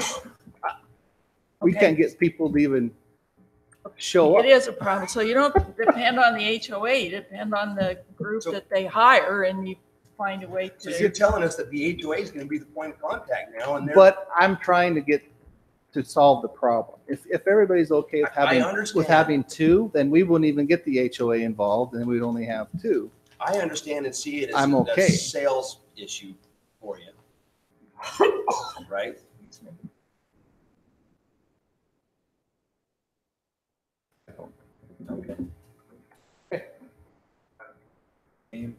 A couple of points for you. What's your name? My name is Matt Curtis with Red Rock Vacation Rental. A couple of points that were brought up. As far as the Wild Wild West, we've been doing this for 6 years. We have never had one incident. We've never had a house destroyed. We've never had to call the cops. So that's just not there. Calling it a hotel versus calling it a hotel is just false, because a hotel has one owner. There's 80 owners on it in this project. So, But it's an interesting analogy that lends a different view to the conversation, because this is a new ordinance for us as well, relatively new, something we're going to have to deal with and work through. What do you call a timeshare project? Well, I don't want to get stuck on the. No, I'm points, asking but- Mr. Curtis, what do you call a timeshare project? I mean, you don't even have, let's say you got 100 units, you don't have 100 owners, you got potentially 1,000 owners, because they only bought their week. And you got one management company that's coordinating that and renting those units. How is an overnight rental project like Town Center or like the Ledges any different than a timeshare? I don't know, but the problem with treating it like a hotel is when the difficulty of changing management companies completely takes away all the value. There's so many for reviews on the property. Everything gets reset when you switch. It'll take a year or two to straighten out. And So when you say reviews on the property, But if you have two management companies, you're still going to be changing management companies. correct. But That's not going to stop that. The free economy, let the owners decide who they're gonna choose, and it's gonna boost up both full service. If you were to choose one company, we'd feel comfortable, and our service is gonna go down. Let the free economy just dictate who the owner wants to use. That's where I feel like it's lending back to where Councilman Bellisman is really putting his main point out there is, how about you get an idea of what you need that management to be, talk as an HOA and hire that group, rather than having multiple points of contact. That's where I feel like it's going back into his point of, you're right, let that free market drive it, but also at the same time create some semblance of, a point of contact that doesn't get diluted. Yeah. And that's where I was completely on the other side of that. But with what your argument just barely said for me is, I kind of sit back and go, well, you've found one option that seems like it covers both parties and one option that doesn't cover both parties, and the one that doesn't cover both parties is already in place. Maybe you need a different one, but that's not what we really, it's getting complicated for us. You really want us to start getting into some of those things. It gets worse the more complicated it is. I see the value of the simplification as this conversation goes on. I'm also uncomfortable with the idea of the HOA taking over just the phone conversations, and I can see the point that I can see the benefit of the single contact. You could dictate to them that you can't have the HOA do it, but you have a phone service to answer the phones. The consistency of the phone. It's not even just a single point of contact. I mean, but that's what helps you keep the phone calls going from your police department. Under a single management group, right? And you have issues with tenants, or you have issues with owners, or you have standards that need to be maintained, then you can keep track of those items, and you can keep track of that. And if you've got, you start to lose that the more groups you invite into it, and you really start to lose it when you have where it's open source and you have individuals now competing against groups and everything else. And You know, we for have, me, this is kind of one that I've been stuck on for several years because as a city and as a council, we've dealt with issues and we've tried to make sure that we can mitigate those issues. And I think it's working pretty good. All you need are two companies in that HOA who differentially enforce the rules that the HOA has. That's all you need for chaos. You know, then you've got this company who's really strict about something and calls up and follows up, and this company who doesn't, and those people are neighbors. And one's getting called on it and the other's not getting called on it, and they're neighbors. That to me talks about difficulties. My name is Clyde Smith. I'm one of the owners. I'm retired. I sold the business that I had for 40 years in Los Angeles. This project is my money. You know, when I came in here, I was assured that there was multiple companies that were available to me. Well, so I'm here to tell you, when this overnight rental ordinance went in on that project, that was part of the motion from day one. I wasn't here. Whatever bill of goods you were sold. But that doesn't matter. There's been other marketing issues with the same group, so. But here's the other part of this. I had 16 buildings in my project for 40 years. I was the management company. Okay? I ran it for 32 years, actually. My proposal to you is, and my wife's going to kill me for this, is I run this for you. You have to have two people, and I'll tell you why. We owned a project up in Mammoth, a townhome like everybody else. There's 7, 8 management companies up there. Do you know how many times I had my project in beautiful Mammoth in the winter rented? If I was lucky to get once a month. What was their incentive to rent my building for me? There was none. I'll give you another example. Well, that's a hard argument to put before this council, because the owners of that project, when they hire that company, you should be able to build into that some type of bonuses, some type of a way to actually benefit the company who is representing you to do that job for you. You can do that through your bonuses. You can do that through your contracts, and you can do that. I'm having a hard time with that argument there. But on the other side of the coin too is all the companies in this town are charging me 35%. My contract is 27. Hey, you know what? I think you should bid with the HOA to run the whole project. I'll be honest That's what I'm with you. saying. I don't The have a point of the problem matter with is, that. Well, and I don't I'm not have sure time that, to go through but this again, that's not project something we because- want to come before us here. And the problem that I have is when and the part where I'm teetering on this is what I don't like about it is government telling an organization what they have to do. But the solution for this is the government to tell them to do more and more finite things to get it to drill down. So I don't necessarily like that the HOA would be in charge of it, because I like the idea of a single point of contact, but at that point, now you're dictating to them, well, it can't be the HOA, it has to be a phone service, it has to be All this. we said was. And then you're saying you're not giving it free reign, so it's not completely free market. You're giving it, well, it's okay to have, it's one or two. It's more government interaction. No, I'm not arguing any of these points. I'm just bringing up the issues that if we enter into this again, it become more difficult because it's more government oversight rather than truly less. So I don't know. Well, I don't know that it's more than truly less.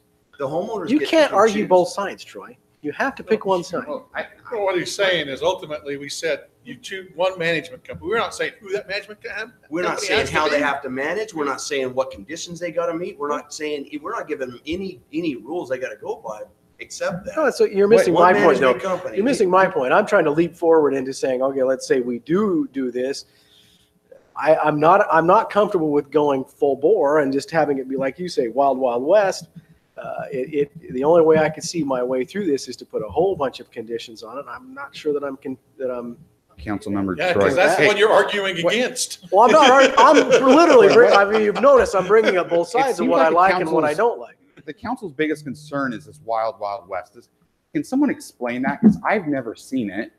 I think we're over. If you'd like some names of residents that have had to deal with overnight rentals. Yeah, and they could rental talk your ear management off companies about and it. all that, we can pull together. Because I haven't, Because we haven't it's seen really it. what, at the end of the day, it's not about the guy that wants to rent, it's about the guy's neighbor. And, you know, at some point, your personal property rights infringe on the personal property rights of your neighbors. So all we're saying is keep it under one roof in this project so the neighbors aren't adversely affected. If you have a substandard rental company, or if you have a great one, you know, that's been my deal. That's been my deal from day one. You're not going to change it. So Fair enough. I haven't seen And that's it. what drove, I can tell you, that's what drove the months and months, I mean, almost year and a half of public hearing on whether or not overnight rentals were gonna be allowed in this city at all, as opposed to, compared to St. George, where they've just said, we're gonna take selective places in the city, and that's it. We don't care what you do. We don't care if you come in a brand new project and you have it right from the beginning. That's not what we're having. We're having it up in Green Valley up there.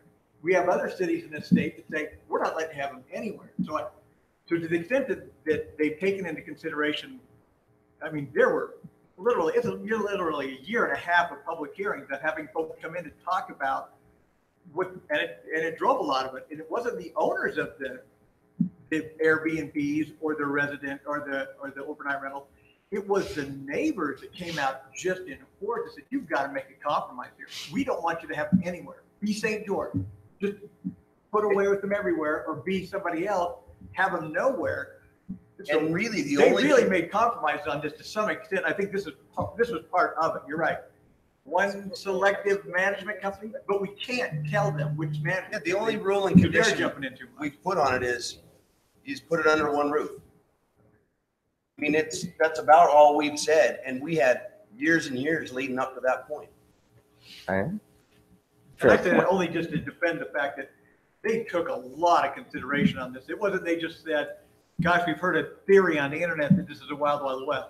They sat through months and months of just being berated by citizens about how you got to do something about citizens. this. Yeah, so. But the other problem you So, have to look so at have is we had, I mean, we've had this ordinance in place for a while. We've had some good success with this single point. Since we management. started doing the singular overnight rental, this is the first complaint we've had in 3 years. I mean, all the issues we've been dealing with on a regular basis. Concern. Yeah, I think that's kind of one of the interesting concepts is that this is you know, and I know Councilwoman Granger has said this on numerous occasions. This is still a test for us. Yeah, I agree. On this issue. And so, you know, to me, the test is still going on because we're still venturing into this and to make a change. If this was such a radical concern, this is the first time we've heard this in spite of a year and a half of discussions, not just with residents, but with people who were interested in investing in doing this. right. But at the time, they were just anxious to get. And with property management. In fact, if you recall some of those public hearings, we had management Yeah. people get up and say, you keep it under one group, you put it under one management team, and that's how they work.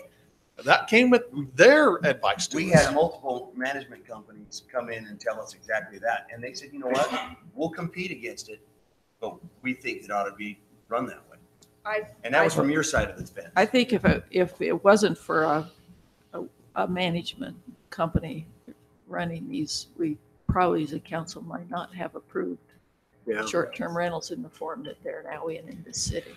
One of my concerns on this, to kind of follow up with where we're all at, is that I hear very often, I was told this, and now I'm here and I have a problem.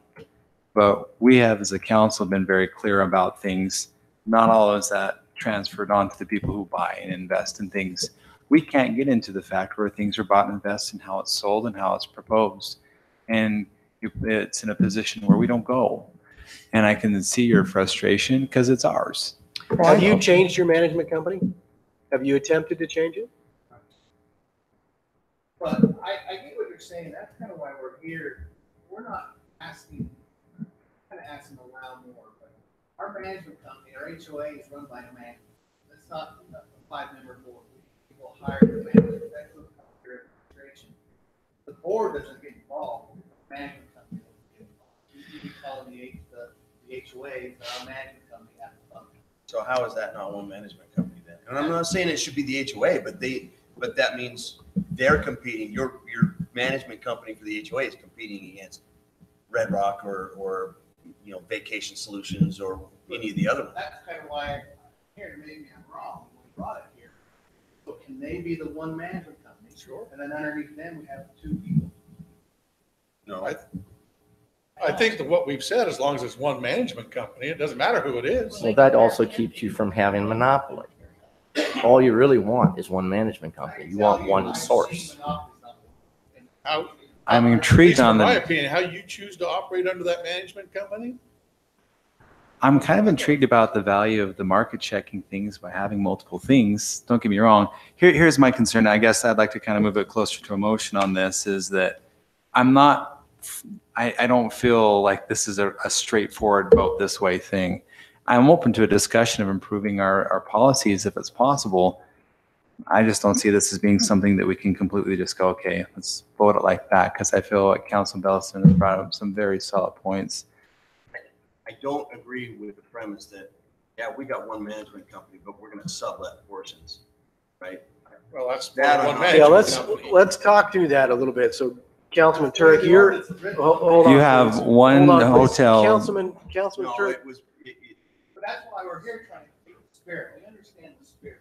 One, talk with Drew. And I talked to everybody about, that's kind of the feel is, you want that one person to call when the garbage cans are taken in. You want that one person to call when there's a problem with the. I can tell you, I don't want to go through town center over there and see Red Rock Vacation Solutions, and everybody starts plastering 3-4 And we can placards take in that- their windows. we can No just- signs We can allowed. just say, don't sign allowed. So tell me about the ordinance currently. Is that allowed? If they have one management company, they could hire a whole bunch of other. It was a condition of approval. It was a condition of approval. That isn't So the you had ordinance. this discussion that the condition of approval was that one management company would be hired. And so you had public hearings with respect to that. So it's a Right. condition of approval. But what I'm saying is what they're suggesting is that they would have the HOA be the management company and then So hire. that's up to the council to determine if that met the intention That to of me what the just condition seems of like the approval way to was. skip the council's direction. Yeah, at that point, if you allow that, then in what stops them from having 52 different ones? Yeah, what's the point? That's where I agree. And you know how often we get these people coming to us saying, hey, control or enforce my CC&Rs?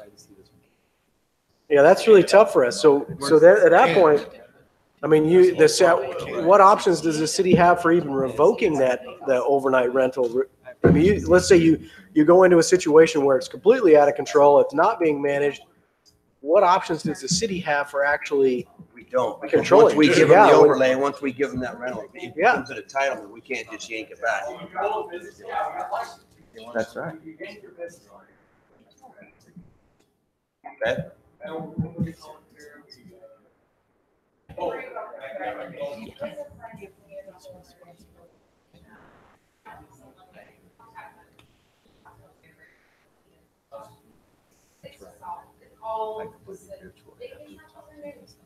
You know, because instead of having one and letting them sublet, I'd rather you come back and say, okay, two and no sublet.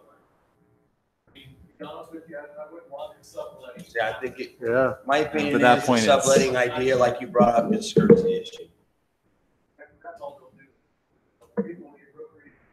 They already do it, you know, something. The reason why relevant, all these people that show up. Well, I mean, you could say you've got 68 subletters and that's every owner of every place and you've got chaos. That's good. Great concept, don't be, you know, one, it is if you have one contact.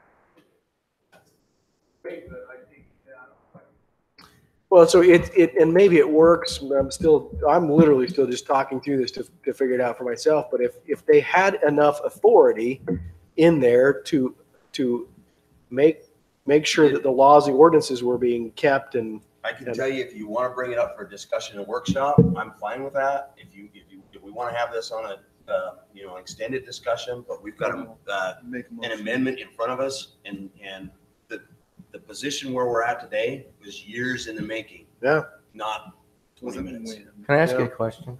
Who picked this management company that we're with? I don't know. He says he doesn't know. I can tell you that we did not. We did not. The reason why I ask this is you can look at all the management companies in this area here. These people have no reviews. Zero, nada. Why in the world would we want that? But so again, you're bringing that up to us, and I want you to Well, think I about don't that. know. I'm not getting You're answers. Well, but you're bringing that up to us, and we certainly didn't do it. And that kind of, you're not helping your argument, because No, I get that suggests that you haven't done your homework and you haven't really looked through this. Well, you Well, I'm here and I'm new. I'm coming still, to you. You're the one. I that don't tells own what me. you own and don't do what you do. So. and you don't want us to be involved in some of Oh, that. okay. I'm just curious if that was part of when you originally talked The about it. HOA, We don't do and that. the state trust, So that's Coral what- Canyon determined who you guys are using to manage it. I think it's an extension of the management company the HOA uses What, who for he's the whole talking of about. Coral Canyon. Oh, so it's that HOA company. I think it's that HOA company that's doing it, but I don't know that. Oh, We okay. didn't, we weren't part of that. I Now, was if your curious. HOA wants to take and separate it out and say, hey, we'll have XYZ company administer Coral Canyon and we'll sublet the not sublet, but we'll have the overnight rentals managed by Red Rock. I got no issues with that. That's not. Okay, I was just curious. I It's a didn't know. I different- mean, it's I, a different, Well, yeah. you know, this is all, I'm coming and walking into this and going, what is going on here? I'm not getting any answers. All we dictated is it was Welcome. one management group, and you guys get to choose whoever you want out there to manage it. They want you to manage it?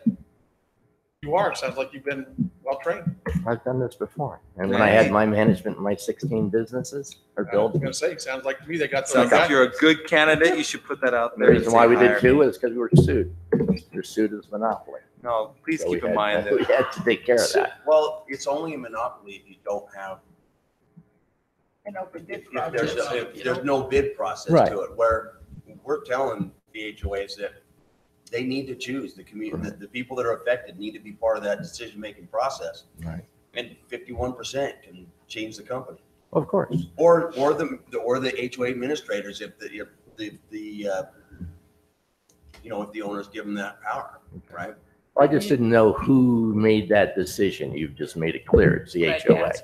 great. But the problem with question. the HOA is that they should have kind of got involved from the very beginning and let Probably, everybody we know. only gave them the one condition. But I do think we ought to kind of move on to this I with agree. getting something here. So I'd like to make a motion. I wouldn't be opposed to having this brought up at a later time, but I do think it's a very valid point that this is a test within inside of our city. We still aren't certain of what is here. I'd love to have more information come before us, but I don't think we're going to make a decision here.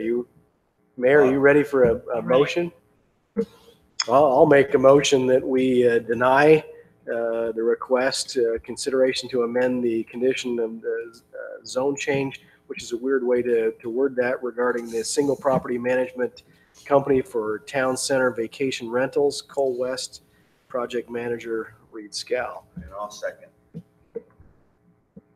Have a motion and a second. Do you want to, well, we can, after we vote, we can see if you want to have a discussion or a workshop and invite these folks in to Discuss I do have appreciate a, it. Thank you. Ward, aye. Clef eye. Granger, aye. Fellas and I. Verdict aye. right, the that was discussion. denied. So, but I think at a workshop, I think it would be great to talk have about a that and workshop. have you folks invited in to, If they came back for a workshop, I would be very interested to see to have them point out a scenario where two management companies were working, how that was balanced, how that was handled. I don't know. If Yeah, 159. Another day. if we actually bring him back for a workshop though, I'm gonna invite some people into, and I got to hear both. That's what a workshop is. we're gonna hear it from both sides and maybe three sides, so. Keeping in mind you're joining a conversation that's been going on for years. So it'll be a good thing to continue. Anything to make it better for our residents. On another note, I'd like to tell you guys, I spent 4 years looking for a place to retire. I love your community. You picked I'm so glad you're here. Well, I built a house up in Green Springs, so Oh. this was just the other part. Where at? Oh. Well, and that's where I live, and it's beautiful up there. Mountain Vistas. Washington Vista. I built a few homes up there too. You know, Brian. Reed, Morrell. we will all have Denise I get know with you Brian on that Darrow really well. when we do our workshop. All right. That long. I know him too. Welcome. Well, he seems to know somebody. Yeah. Well, thank you so much for coming and talking tonight. We appreciate it. All right. Anything to report? I know we're running a little late tonight. If it's not real earth shattering, I think I'm going to ask us all to bypass that. City manager report. Closed session. Mayor, I'll make the motion that we close our city council meeting and move to our closed session to discuss purchase, exchange, or lease of property. Second. Motion and second. Turek, aye. Ellis and I. Granger, aye. Bye-bye. Ward, aye. Thank you. How about a 5-minute